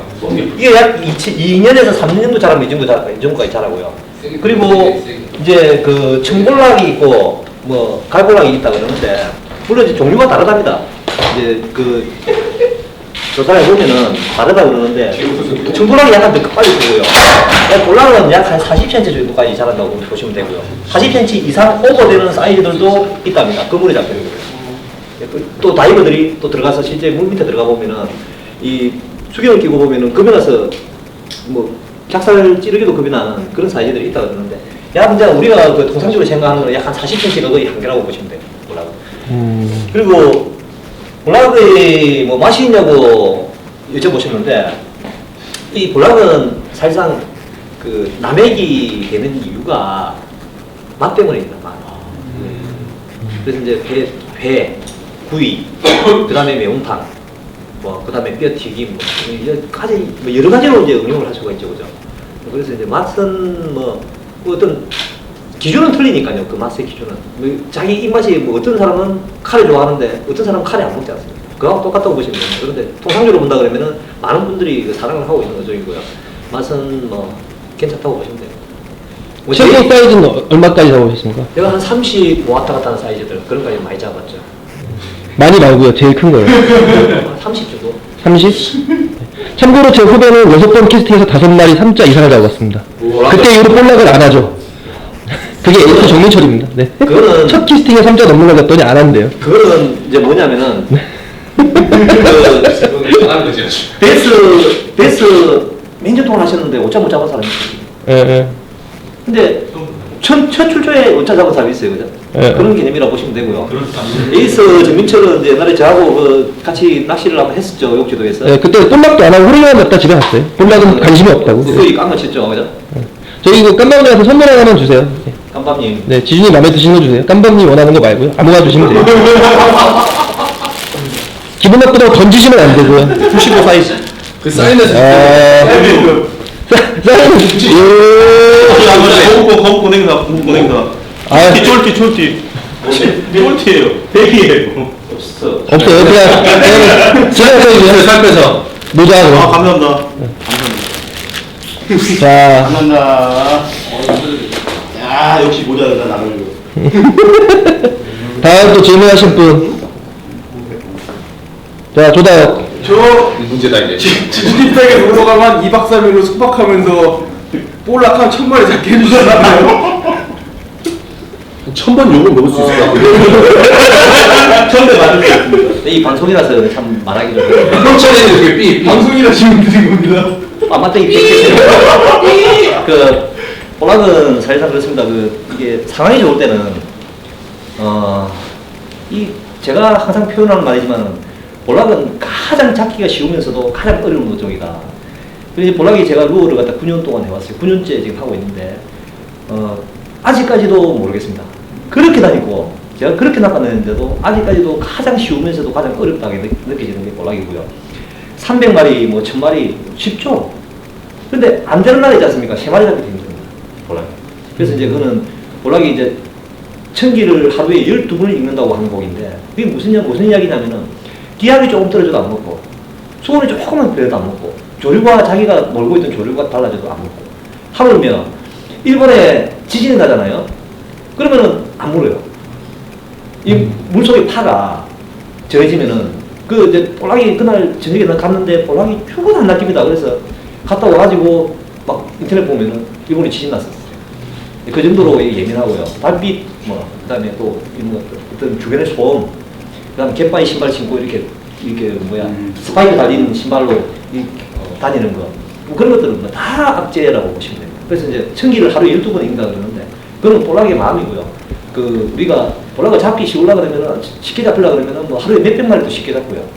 안 잡히려고 그러면은 한두 마리 잡히고 10마리 잡히고 그렇습니다. 그럼 저 같은 초보가 딱 첫 도전을 해보려면 여유를 가지고 예. 천천히 재밌게 즐기듯이 하면 재밌게 할 수 있겠네요. 네, 뭐 하루에 뭐 통상적인 경우라 그러면은 이제 뭐 이런 아주 손이 많이 탄 사람들 있지 않습니까? 뭐 예를 들면은 통영에 내만권에 대한 도보권에 가재. 뭐 하루에 몇 명씩 와가지고 계속 공략을 하지 않습니까? 그런 자리에서는 포인트가 이제 거의 뭐 계속 잡아내다 보니까 들어올 수 있는 볼락은 한계가 있고 그러다 보니까 포인트가 한계가 됐다고 보면 통상적으로 보면은 뭐 섬이나 아니면은 갯바위, 갯바위 쪽으로 포인트가 들어가면은 뭐 볼락을 손맛을 본다는 거는 어렵지는 않습니다. 그래서 하루에 최소한 몇십 마리 정도는 쉽게 잡힌다고 보면 되죠. 자, 그러면 저기 책임질 수 없는 공수표 방송이면 안 되니까요. 자, 쪼다역은 먼저 갈 거고, 지준이는 언제쯤 그에 연락을 보시면, 2박 3일이면 통상적으로, 아까부터 계속 통상적으로 좋아하시는데, 통상적으로 수십 마리씩을 잡아가지고, 한 100마리 정도 조다역에 다 구워서 먹을 수 있을지, 그걸 저희한테 약속해 주시면요, 그 볼락 시즌 12월쯤 시작되나요? 그리고 잡으면은 다 먹는 겁니다. 저희가 볼 때는 여기 다 먹고도 남습니다. 지금 하나, 둘, 셋. 이 처음 보신 분들 계신데, 지준님 날짜 잡으면 같이 가실 거죠? 7, 8월 달 좋을 것 같아요. 물 뜨거울 때. 장마졌을 때. 공부를 하셨어요. 네. 여기 아까 강의했는데 이거는 정확하게 알고 계시네요. 감사합니다. 그때 꼭 오세요. 알겠습니다. 7, 8월에. 잡은 건 다 먹더라고요. 좀 수만 이상 잡게 해주시면. 그러면 저희 언제 방송 찍으러 가는데 지준님의 그 날렵한 모습을 볼 수 있을까요? 겨울방. 오지 마. 진심이 느껴지는 네. 답변이라서, 네.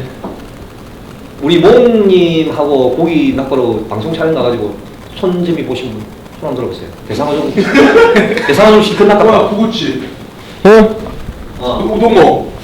강호는. 그 분들 다 방송해 보셨죠, 그죠? 네. 그리고 재미 손재미 막 보셨다. 아니요.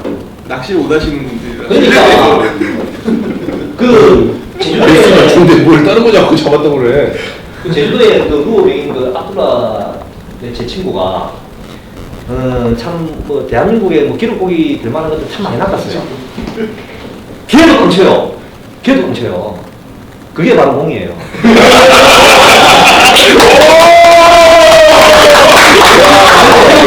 오늘 당황하게 질문하시는 몽이가 왜 무섭냐 그러면은 이 저주가 있지 않습니까? 대상가 못 잡. 저주라니. 대상가 못 잡게요. 그보다 더 귀한 거 쏨뱅이 있지 않습니까? 이러면 올라와요. 볼락을 낚아봤는데 볼락이 안 올라와요. 그럼 뭐예요? 꽝친 거예요. 갈치를 잡으러 갔는데 깔치 못 잡으면 그건 뭐예요? 그렇죠. 그 상어를 잡았어. 아니면은 귀한 다금마리를 잡았어. 그럼 뭐예요? 갈치 잡으러 갔는데. 그럼 꽝이에요. 근데 그 압둘라도 그냥 대상어 못 잡았어요. 엄청 맞아준다. 그런데 웃기는 게 또 뭔지 알아요? 지가 잡아요, 지가. 네, 제가 사실 하고 싶은 얘기가 있는데요. 이게 제가 잘한 게 아니고요. 지준님 방송 4번 찍으셔가지고 연속으로 계속 꽈열치고 있었어요. 사실이죠? 시끄러. 제주도 디코더 방송, 네, 꽝치셨고요. TM코 일본까지 가서 지중 방송 꽝치셨고요. 저하고 볼락 방송 6주로 가셨는데 볼락 빼고 나머지 잡으셨고요. 우럭과 쏨뱅이 잡으셨죠? 방송 2년 하고 4번째 도전 만에 대상을 처음 잡으신 저희 지준님. 인정하시죠? 인정. 네, 저 다이브 한번 주세요. 여기 분들 꽝치그에 인정하니? 지금 송어 잡아서 못 잡았어, 길로? 송어 잡았죠? 너 잡아서 못 잡았어? 잡았습니다. 잡아서 못 잡았어요? 잡았죠. 그 정상적으로 뭘 잡아요? 몇 마리 났는데 몇 마리 났는데. 아 근데 중요한 건 오늘은 꽝 쳤습니다. 열내면 볼까? 오늘 14명 꽝. 10명이 까먹었어요. 이건 실험 문제예요, 제가 볼 때는. 정신들이 나간 거지. 그러면 몽은? 네? 몽은 잡았어. 저 이제 솔직히 낚시 하고 싶어요. 깡치도 욕 먹어도 사실 이거 하고 싶어요. 이걸 누가 대신해줬으면 좋겠어요. 이게 점점 내일 되면 안 되는 거라고요. 자, 다이브 선물 좀 주세요. 다이비. 네. 야, 다이비니 95가 딱 맞는 거 아니, 깃방맥이 난데 선물해 주는 거야. 맞아. 왜 풀리고? 깃방맥 이런 그거 거라고. 있냐? 거기다 사인해 주세요. 아니, 안 해. 혼자 있는 야, 그럼 이거 줄까? 다 있잖아, 사실. 어머니, 어머. 이거 안 들어갔던데. 로고. 안 들어갈 것 같아. 다이브 좋아하는 투명사 멈춰요. 옴 하나하나에 사인해 주세요. 야, 이거 좋다. 이제 질문 받아볼까요? 예. 저희 여기 전문가 꺽지 사장님의 질문 있겠습니다. 야가지. 뮤트. 살짝만 해주세요. 꽉 넣으면은 지금 당황하시니까요. 제주도 가서 볼락 쳐볼 계획은 있으세요? 제주도는 사실상 그 제주도 꿈의 땅까지 가가지고 우리가 우리나라 땅이라 생각하는 데 있지 않습니까? 그 당나국이에요, 당나국. 옛날에 다른 자식은 틀려요. 우리나라 맞는데 우리가 그냥 흔히 농담하는 말로 당나국이라고 그러거든요. 외국이라고 그래요. 그만큼 우리 여기 경남 지방하고는 뭐 포인트라든지 대상 어종이 엄청나게 많죠, 우리보다는. 그런데 거기까지 가가지고 볼락을 쳐야 되겠느냐. 미루마루 각장의 이야기에 따르면 총볼락 자기 개인 기록이 53cm라고. 그건 안 봤기 때문에 아무도 못 보고. 자꾸 지주님이 주제를 피해가시고 안 가실 거예요? 잡으실 자신이 없으신 거예요? 볼락이 참 상당히 많긴 많아요. 왜 그런 느끼냐면은 6월달이었어요. 6월달에 제가 그 비양도로 들어갔어요. 제주도 비양도. 그 비양도에 들어가면은 이 바닷가에 이제 선착장이 이렇게 있고 선착장 이쪽 부분에 이제 말 그대로 몰이 녹아서 내린 자리. 이 풀이고 풀뿌리가 이렇게 남아 있었고 여기 수심이 약 한 40cm 정도밖에 안 됐었어요. 물이 빠져가지고 여기서 거의 30 가까이 되는 볼락이 오더라고요. 한 방에. 청볼락이요? 어떻게 더 맛있나요? 청볼락하고 그냥 볼락하고? 뭐 저는 뭐 볼락 맛을 가지고는 이야기를 못 하겠고요. 네. 입이 사고리가 돼가지고 아무래도 잘 먹으니까. 그런데 통상적으로 보면은 갈볼락이 맛있다고 이야기를 하는데 저는 못 느끼겠더라고요. 황전 볼락은 맛이 어떤가요? 황제 볼락은 이제 그 우리가 이제 볼락이라고 이야기를 하지만은 네. 그거는 개체가 좀 맛이 좀 많이 틀린다고 보면 됩니다. 아 그래요? 저는 제일 잡아보고 싶은 물고기가 그거던데 그 황제 볼락은 귀해요. 3월달 정도에 많이 나오는 거죠 그게. 그게 저는 이쪽 남쪽 지방에서는 옛날에 그 11월 달에도 잡아봤어요. 11월 달에도 잡아봤고 그다음에 이제 돌이 많은 자리, 돌이 네. 많고 아니면은 이제 석축이 있는 자리 그런 자리에 많았었는데 이제 통상 뭐 요즘 보니까 이제 포항 쪽, 네네. 포항 쪽에 여기 뭐 갯바위나 테트라 있어. 근데 그 완전히 그 바위고기입니다. 바위고기. 이 바위가 없으면 안 무는 그런 어종인데 보는 그 고개 사실은 저도 낚아보고 싶은데 저는 뭐 이렇게 큰 거, 뭐 40cm 넘어가는 이런 큰 것들을 한 번도 못 잡아봤고요. 저는 이제 저 남쪽에서는 우리가 하여튼 겨울에 많이 잡았던 기억이 나고요. 그 외에는 11월이나 가을에 늦가을을 할 수도 있고 겨울을 할 수도 있는 그 11월 정도에 그때 저는 기억이 많이 났습니다. 저희 꼭지장님하고 조만간에 3월달 정도에 황전 볼락 가기로 했고요. 지주님이 합류하실 거면 같이 가시면 되는데 지주님 오시면 포항의 날씨가 안 좋아진다는 얘기가 있어가지고. 포항 징크스는 네. 몇 년 되셨죠? 제가 한 두 번 깼죠. 그러니까 뭐 별로 걱정하셔도 될 것 같고. 진짜요? 네, 포항 징크스를 깨는데 한 7년 걸렸습니다. 지금. 포항 징크스 얘기 한번 들어보실래요? 포항 징크스 이야기 한번 해드릴까요? 하지 말래요, 런쿠버 형님이. 굳이 뭐 안 들어도 될 것 같아요. 저주였습니다. 저주. 그런데 웃기는 게 뭐냐면은 저 혼자 못 잡으면 괜찮아요. 다 못 잡아요. 다 못 잡고 그다음에 하물며 한 사람은 이제 제가 이제 가서 낚시를 하고 깡을 치고 내 주변에 같이 가시는 분들도 전부 다 깡 치고 그러면서 이제 전화를 했어요. 전화를 해가지고 다른 포인트에서 낚시를 했는지도 모르고 우리는 그냥 전화를 했어요. 동생아 고기 좀 잡았나? 그래 이야기 하다 보니까 너 포항 왔어. 이래. 내 그럴 줄 알았다. 분위기 싸하더라. 그런 거 그렇지. 내가 와서 고기를 못 잡은 거래. 고기가 평상시에 계속 잡던 애가 본도로 떨어져 있었는데 못 잡더라고요. 그게 이제 반경이 이제 한 50km 정도 가요. 포항 그 주변으로 올라가면. 근데 그게 깨지더라고요. 7년 만에. 7년 만에 깨진 건가요? 잠깐 걸러가는 건가요? 네. 주기를 타고 7년 동안 다시 이어지면. 네. 방송이 네, 1부 네, 강의. 자, 질문, 네. 베스 잡아보셨나요? 주인이 봐야지 맨날 잡으시는데. 저희 방송에 한번 나오셔서 같이 그 배스를 뭐 잡는 거는 네. 저도 좋아합니다. 좋아하기 때문에.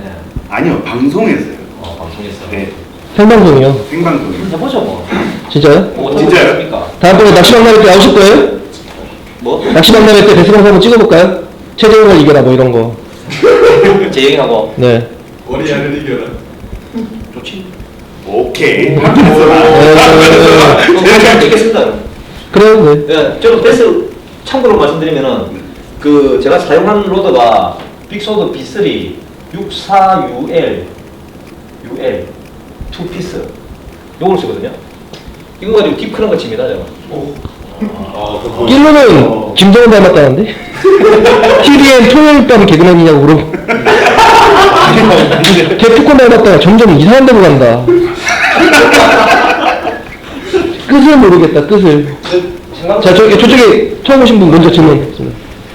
아까 볼락대가 UL대를 설명을 해주셨는데 예. 칩에 따라서 로드 액션에 따라서 여러 가지 그 볼락대가 따로 있나요? 예. 아까 그 말씀드렸던 이제 부분을 이제 하나 보충을 설명을 드리자 그러면은 예를 들어서 그 부산 지역 있지 않습니까? 부산 그다음 제주 이런 지역에 가보면은 이 끝없이 얕은 지역들이 있어요. 그러면은 예를 들어서 이제 이렇게 돼가지고 쭉 이렇게 가요. 수심 쭉 가요. 평지형. 예, 평지형인데 이제 밑에 이제 이렇게 바위만 이렇게 뭐 돼 있겠죠. 그래서 수심이 이제 그 큰 변화가 없는 거예요. 그런데 이 수심이 이제 뭐 예를 들어서 뭐 깊은데 뭐 여기 한 2m, 얕은데 뭐 40cm 이런 데서는 어떻게 해야 되냐? 최대한 멀리 날려야 됩니다. 최대한 멀리 날려야 되고 아까 말씀드렸다시피 네바트로볼 아니면 이런 데서 공략 자체를 할 수가 없죠, 그죠? 그러니까 그런 데서 사용하는 로더들은 멀리 캐스팅을 해야 되고 그 다음에 네바트로볼이 무게가 아까 말씀드렸다시피 한 3g에서 10몇 g까지 정도 나간다고 했잖아요. 그걸 갖다가 캐스팅을 할 수 있는 로더를 사용을 하려고 그러면 굉장히 로더가 좀 탄탄해야 되죠. 흐르기도 좋아야 되고 소리도 좀 빳빳해야 되고요. 이제 그런 타입을 사용하고 그 다음에 또 원거리 캐스팅을 해야 되는 부분이니까 이게 그 로드 길이도 상당히 긴 로드들을 사용한다고 8.3피트, 8.6피트, 9.2피트 이런 정도까지 사용을 하거든요. 그런데 이제 로드가 길어지면은 이게 단점이 굉장히 많습니다. 첫째는 이제 보관상의 이제 문제도 있고요. 그 다음에 두 번째는 뭐냐면은 요즘 액션 주기가 불리하죠, 그죠? 로드가 길어지면은.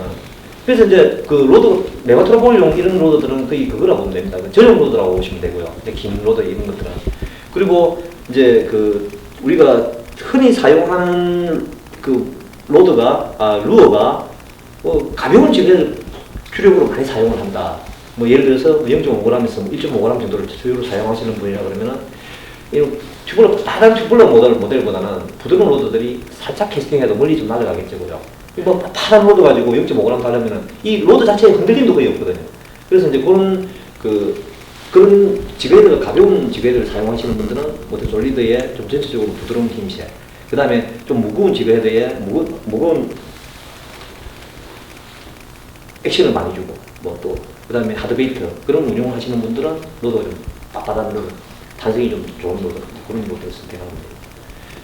네, 이제 2시간 가까이 강의했으니까 노골적으로 홍보 한번 부탁드리겠습니다. 지주님이 추천하는 볼락로드 3개만 해주세요. JS랑 상관없이 JS 포함해서 가장 추천할 로드 3개 가격대 상관없이 내 돈 주고 산다면 제가 그 앞주에 그 볼락로드에 대한 글을 갖다 제가 블로그에 잠시 올렸었어요. 근데 그 내용에 보면은 그 욕지로 갔다 온 조행기다 제가 적어놨는데 그 내용에 보면은 옛날에 몽이가 저한테 그런 이야기를 하고 있었어요. 볼락로드 JS 컴퍼니는 그 저가형 로드로 갈수록 가성비가 엄청나게 높아요. 좋아진다는 그 개념은 사실상 그 어떤 기준점을 두기가 힘들거든요. 좋다는 그 개념이 로드가 가벼우면 좋다는 사람들이 있을 거고 그 다음에 뭐 가이드 녹여하시면 좋다 그러는 사람들도 있을 거고 뭐 여러 가지 뭐 변수가 있잖아요. 그런데 저도 생각하는 부분이 뭐냐면은 볼락 비소드 R2도 저도 많이 썼고 그 다음에 닉스 로크, 닉스 팜 로크 다 쓰고 있는데 요즘은 닉스 팜 로크 제가 자주 쓰고 있어요. 왜? 로드가 좋아서 쓰는 게 아니고요. 저는 닉스 로크가 이게 이제 가격이 이제 10만원 정도 합니다. 10만원. 그런데 이 가이드가 붙어 있지 않습니까? 이 가이드가 이 저가형 로드에 보호 가이드 기관 최고급 가이드라든지 후지의 최고급 가이드를 쓸 수가 없죠, 그죠? 가격대가 있으니까. 저는 혹시 가이드 이거 녹슬까 싶었어요. 계속 이걸 쓰고 있는 거예요. 썩나 안 썩나? 제가 테스트하고 있습니다, 요즘. 그리고 저는 JS 컴퍼니에 제가 오고 나서 그 변한 게 뭐냐면은 옛날에는 티타늄 가이드 붙어 있는 최고급 로드들을 많이 썼습니다. 일본산 로드들을. 근데 그 로드들은 왜 사냐 그러면은 로드 씻기 전에 씻기가 싫어서 샀어요. 가이드 쓰는 거 티타늄 쓰면 안 씻지 않습니까? 안 씻으려고 샀습니다. JS 컴퍼니에 왔는데 저는 안 씻어요 또. 왜? 씻는 거 확인하려고. 그런데 이 닉스 로커를, 닉스 탑 로커를 제가 좀 많이 쓰고 있는데 사실상 상당히 잘 만든 로드입니다. 제가 R2하고 견준다 그러면은 사실상 그건 거짓말이죠. 왜냐하면은 R2에 가이드가 후지 가이드가 들어가 있고 그거는 국산 그 OEM 방식의 만든 가이드를 쓰고 있는데 어떻게 그게 똑같을 수가 있겠습니까, 그죠? 그런데 그런 부분을 제외한다 그러면은 어떤 로드의 힘체나 그다음에 그 입질 감도나 절대 저가형이지만 저가는 아니다. 저가형 제품은 아니다. 잘 그 가격대에 비하면은 진짜 훌륭한 로드라고 볼 수가 있고요. 그리고 이제 가격대가 좀 더 높아지면은 이제 닉스 로크인데 닉스 로크 같은 경우에는 그 기관 가이드가 장착이 되어 있어요. 그리고 뭐 어떤 닉스 팝이나 닉스 로크가 이 문양 제품의 이 디자인 문양이 있지 않습니까? 이런 부분들이 굉장히 이쁩니다. 그래서 뭐 그런 부분에 대해서는 뭐 사실상 그 칭찬하시는 분들이 많고요. 그 어떤 통행의 그 어떤 루어 전문점 전주께서는 뭐 하시는 말씀이 닉스 팝 로크는 10만 원이라는 가격 자체가 잘못됐다. 책임이 잘못됐다 할 정도로 그렇게 로드는 잘 만들었다고 이야기를 하시더라고요. 뭐 제가 드리고 싶은 이야기는 제가 뭐 제이스 컴퍼니 스텝이 뭔 이야기를 더 이상 하겠습니까, 그죠? 네, 저기 선물 좀 많이 좀 갖다 주세요. 네. 뭐 좋은 것도 있습니다. 나중에 뭐 다 나눠드리면 되고. 일단 먼저 한번. 네. 베이스 마스터. 안 돼요, 안 돼요. 베이스 마스터. 저쪽에 네가 좀 말해. 베이스 마스터에 쏘신 걸 알았는데. 지준이 볼락 닮으신 것 같아요. 볼락 닮으신 것 같아요. 닮았다. 네, 볼락이잖아. 볼락은 비슷하게 볼락은 눈이 커 이뻐. 볼락은 눈이 커. 볼락하고 비슷하신 것 같은데? 볼락 하시니까 계속 이미지가 볼락은 이렇게 생겼거든요. 비슷하죠? 아니, 김원상 씨가 일본 사람 아니냐고 물어봤어요. 강현상 일본 사람 아니에요? 이렇게 물어봤어요. 모르죠, 저도. 몸이 커서 빛을 싫어하나요? 전화해서 물어보세요. 아, 빛? 네. 이게 빛 아까 많이 들어갈 수 있잖아요. 이제 빛 이야기가 나왔는데 네. 사실 저는 오늘 방송이 하다 동기가 자꾸 시간을 가다 이야기 돼가지고 네. 시간 때문에 제가 설명을 하고 싶은 부분을 다 못했어요. 네. 이 볼락이 이 야행성 어종입니다. 야행성 어종인데 근데 이 납볼락이 낚이는 시즌이 있어요. 납볼락. 낮에만 오르고. 그런데 이게 그 시즌이 이제 언제냐면은 그 가을 이제 늦가을이 끝나는 시점 11월. 그다음에 봄이 시작되기 전 4월, 5월. 그다음에 이게 이제 원도권으로 가면은 원도권으로 가면은 뭐 7월, 제이스 컴퍼니입니다. 그건 이제 가구도 같은데 이제 그러는데 통상적으로 보면은 우리 이제 통영이나 이제 그 남해 그제 이쪽으로 보면은 11월에서 약 한 4월, 5월 이 정도 11월, 4월, 5월 요 얘기는 반폴락 시즌. 그리고 반폴락 시즌 납폴락이 된다는 이야기는 납폴락이 낚이는 포인트에서는 반폴락이 잘 안 돼요. 희한하게 그렇습니다. 여기도 마찬가지고요. 근데 이 반폴락과 납폴락을 갖다가 시선 그 경계 지점을 갖다가 어디들 둘 것이냐 이게 중요하거든요. 근데 이 시점 그러니까 12월 1, 2, 3 요 시점에가 납폴락이 안 되느냐 됩니다. 되는데 언제 되느냐 동이 트기 전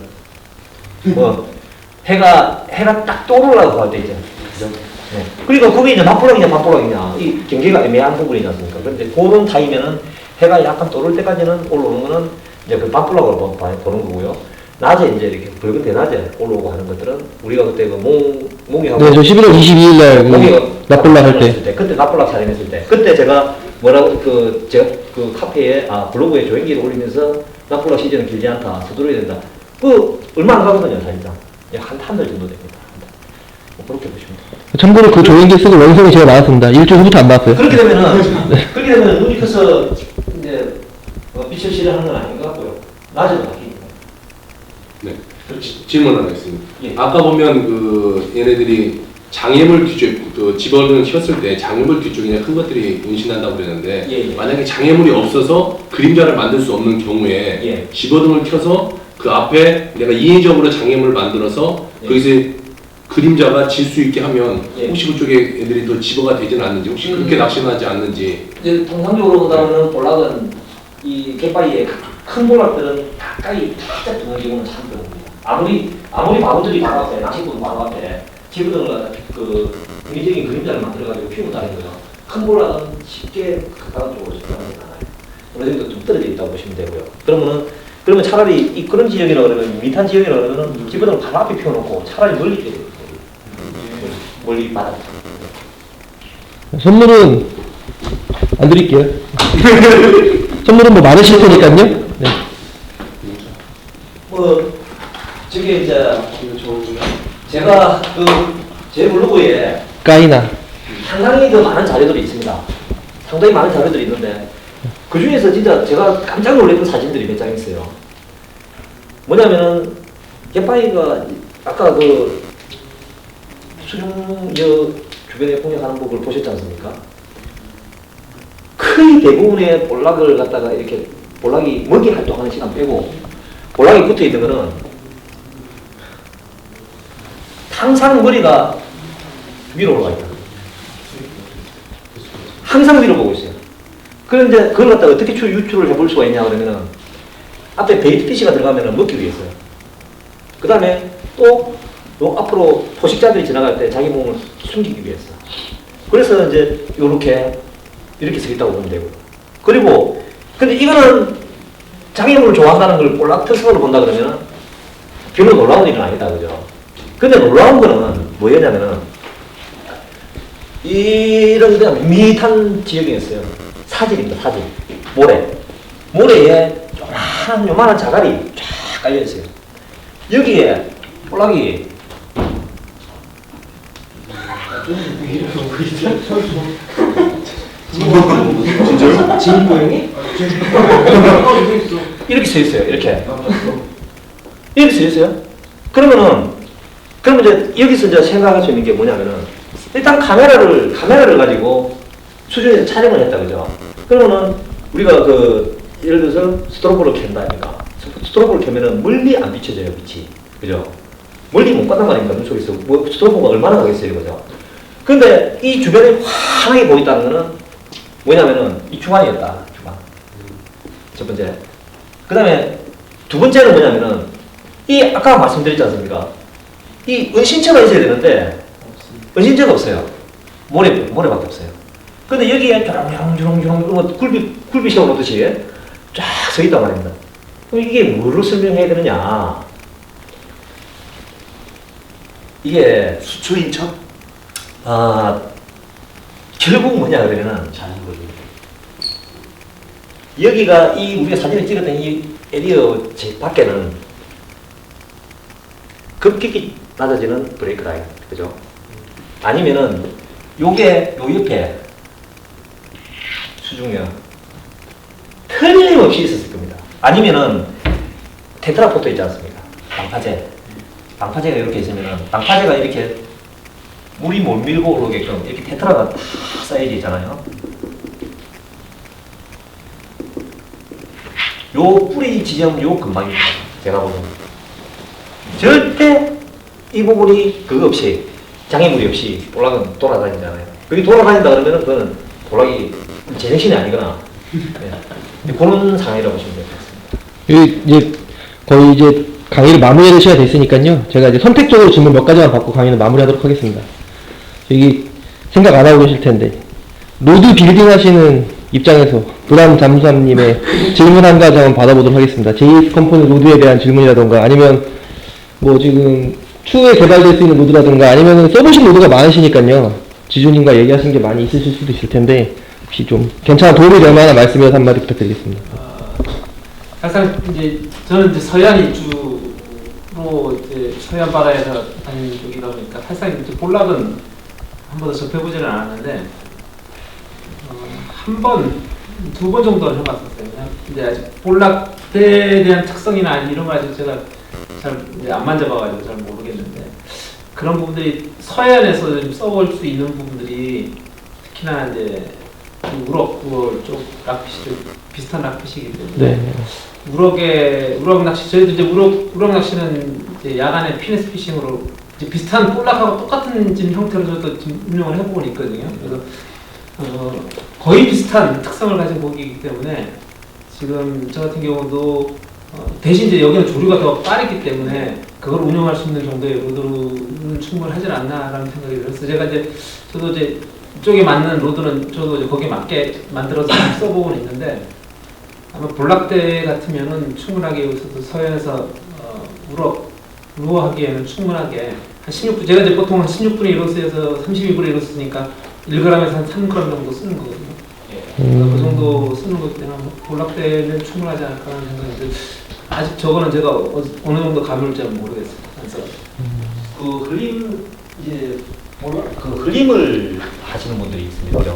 세계 쪽에 보면은 예를 들어서 교각이 있다, 뭐 교각 사이에 아니면은 이 조류가 이렇게 강하게 흐르면은 캐스팅을 여기 이 지점에서 해가지고 폴링을 시키면은 조류가 여기서 열이 흐른다 그러면은 이렇게 싹 까만 점이 있어 들어가지 않습니까? 아주 가벼운 지뢰들을 써가지고 싹 흐리면서 내린다. 그러면은 요 교각 옆에 우럭이 붙어 있던 것들이 이렇게 폴링을 하면서 요리 교각 옆으로 딱 붙어서 입질을 들어오고 그렇지 않습니까? 그죠?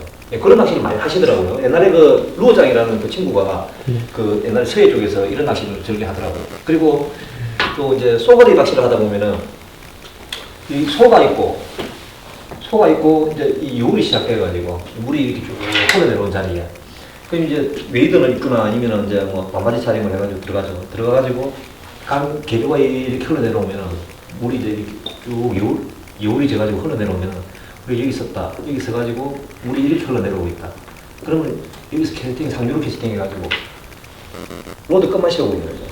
그럼 쭉 흘러내려오다가 쏘가리가 이 밑에서 받아 먹는다는 거죠.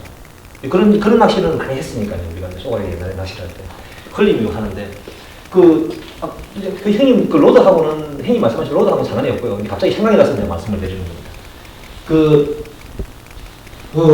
수에서 우럭도 이제 뭐 아까 형님 말씀하셨듯이 뭐 8분의 1호에서 16분의 1호에서 뭐 그다음에 뭐 하여튼 작은 지그헤더들은 뭐 충분히 공략이 가능할 것 같고요. 그리고 뭐 웬만한 사이즈들은 볼락들은 우럭은 제압이 가능할 것 같고요. 제가 보기에도. 그리고 이제 아까 설명 지금 몇 시요? 일단 뭐 답변하시고 그 마지막 질문 한 가지 정도만 더 하고 오늘 일단 그 볼락 낚시 처음에 개요와 그 뭐 따라잡기 정도 했으니까요. 그 수준 마무리하겠습니다. 질문하시고 싶으신 분은 좀 이따 질문 하나만 더 하시면 될 것 같고요. 네, 어떻게 질문 한 가지 더. 혹시 저희 뭐 처음 가는 사람이라도 그냥 오늘 같은 교육을 받고도 볼락 한두 마리라도 볼 수 있는 그런 추천 포인트가 있나요? 추천 포인트요? 예. 추천 포인트는 뭐 많죠. 육지도. 이게 저희들이 이 포인트를 선정할 때 가장 중요한 게 뭐냐면 이제 어차피 본선 이제 내만에서 잘 안 하잖아요. 아까 말씀드렸다시피 개체수가 많이 줄었기 때문에 그 다음에는 이제 섬으로 들어가는데 섬으로 들어갈 때 이제 갯바위로 바로 접근을 하는 방법도 있고요. 그죠? 그리고 이제 그 도선을 이용해가지고 페리호를 이용해가지고 우리가 차를 갖다가 각페리를 싣고 이제 들어가는 방법이 있는데 저는 이제 각페리를 자주 이용을 해요. 왜냐하면 안에 들어가면 숙박시설이 있고 그 다음에 고기가 안 되면은 포인트를 360도 이동할 수가 있고 그 다음에 날씨가 안 좋아서 바람이 너무 강한 날에는 어느 지점이든지 뺑 돌다 보면은 어느 지점에는 바람을 피하는 자리가 있죠. 그래서 이제 이 도선을 갖다 저는 자주 이용을 하고 있고요. 그 외에 이제 갯바위로 바로 들어간다 그러면은 장점은 남들이 많이 안 들어간 포인트를 갖다가 공략을 할 수 있다는 장점은 있습니다. 그런데 문제는 이동 범위가 넓지 않다는 거죠. 예를 들어서 그 포인트 그 주변에서 고기가 안 나오면은 그냥 아무것도 못 하는 거죠. 단 한 마리도 못 잡고 나올 경우도 있을 수가 있고. 그래서 저는 처음에 낚시를 하신다 그러면은 어떤 좀 갯바위 처음부터 접안을 안 해보신 분들은 아까 위험 부담도 가지고 있다고 제가 말씀드렸지 않습니까? 그래서 차라리 차량 도선이 편한 그런 욕지도나 뭐 통행의 사량도 예를 들면 그 다음에 그 외에 이제 몇 개 선들이 있긴 있는데 매물도는 차를 가지고 들어가지는 못하거든요. 그런데 이제 매물도는 이제 이렇게 갯바위를 이동을 하면서 이렇게 예를 들면 큰 마을 주변에 테트라포트 싣고 뭐 이런 자리 있지 않습니까? 그 예를 들면은 당근마을 방파제 같은 매물도에 당근마을 방파제 같은 그런 포인트. 그 다음에 그 외에는 욕지도 뭐 이런 권하고 싶습니다. 그런데 그런 자리에서는 진짜 참 못 잡을 가능성도 있지만 실제 누가 도전을 하셔도 볼락은 쉽게 잡을 수 있습니다. 제가 자꾸 악조건을 이야기하는 거는 볼락이 쉽게 잡히는 그 상황에서는 누구나 어떤 장비를 사용해서 잡을 수가 있다는 거죠. 그런데 어떤 상황에 딱 포인트를 딱 진입을 했는데 아까 그 수중력 주변 공략하는 방법 그런 데서는 사실상 공략 방법을 모르면은 잘못 공략을 할 수도 있는 부분 아닙니까? 채비만 뜯어먹고 그럴 수도 있고 그런 부분을 말씀드리는 거고 그 외에는 계속 제가 말씀드리는 부분이 악조건만 말씀드리는 게 좋은 조건에서 다 잡을 수 있으니까 그 외에 악조건일 때 잡아야 되는 그 방법을 자꾸 이제 연구를 하고 같이 이렇게 공유를 하고 싶은 부분입니다. 마지막 질문입니다. 네. 볼락의 종류에 대해서 좀 설명을 해주시고요. 볼락이 여러 가지 아마 몇 가지가 있는 걸 아는데 색깔이 틀린 걸로 알고 있는데 만약 그것이 틀린 것이 그 주변의 환경 때문인지 아니면 원래 다른 건지. 네. 이게 이제 이 황금색을 띠는 황금볼락이 있고요. 그 다음에 우리가 이제 통상적으로 남해 쪽에서 많이 볼 수 있는 게 갈볼락이고요. 그 다음에 그 원도권이나 뭐 그러니까 물론 가까운 데도 없는 건 아닙니다. 그 이제 방류 사업을 많이 했기 때문에 어떤 종류가 섞여 있는지는 모르는데 이제 그 추자도나 제주도 쪽으로 가면은 거의 청볼락입니다. 청볼락이 거의 주종을 이루고 있거든요. 근데 그 어떤 염색제 검사를 해보면은요, 이 갈볼락하고 이 청볼락은 종류가 다른 종류라고 이야기하는 사람들이 많이 있어요. 그래서 아예 종류 자체가 다르다. DNA. 예, 서식 환경에 따라 그런 게 아니고 아예 DNA 자체가 틀린다는 이야기를 하시는 분이 있고요. 이 황금볼락은 원체 귀한, 저도 낚아봤는데 이 완전히 거의 금색에 가까워요. 이제 누런 색깔을 띠거든요. 그런 거는 뭐 뒤에서 그러는지 모르겠지만 아직까지 뭐 종류가 같은 종류다, 다른 종류다 이렇게 아직 발표된 자료는 없는 것 같습니다. 염색체고요? 2시간여에 걸친 강의를 네, 여러분의 성의 덕분에 즐겁게 마칠 수 있었습니다. 최대신 지주한테 박수 한번 부탁드리고요. 다음번 강의는 아마 부산에서 있을 것 같고요. 부산 낚시박람회 때 있을 것 같고요. 지주님 강의는 좀 더 깊은 강의, 필드에서 한번 또 진행해 보도록 하겠습니다. 네. 수고하셨습니다. 네. 네, 선물 인증해야 되니까 선물은 저런분에 드릴게요. 저기 노 잡아본 사람 드릴게요. 노 잡아본 사람. 오, 감사합니다. 오, 노 잡아보신 분. 오, 퀄리티. 여기 퀄리티 정말인데? 누가 못 잡았어요. 아, 진짜요? 오, 퀄리티. 여기. 지준님 이거 제일 마음에 드시는 분 누가 잡았어요? 오늘 질문하신 분 중에 볼락 할만한 사람 주세요. 볼락 할만한 사람. 나밖에 없네 그럼.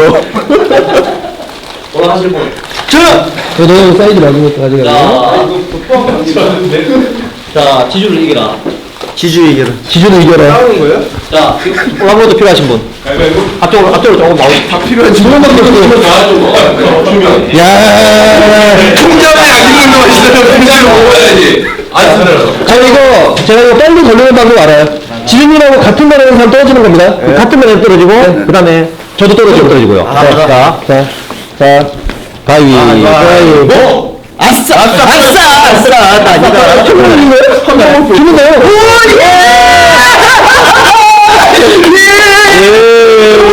방금 여기서 나가겠습니다. 수고하셨습니다. 여러분.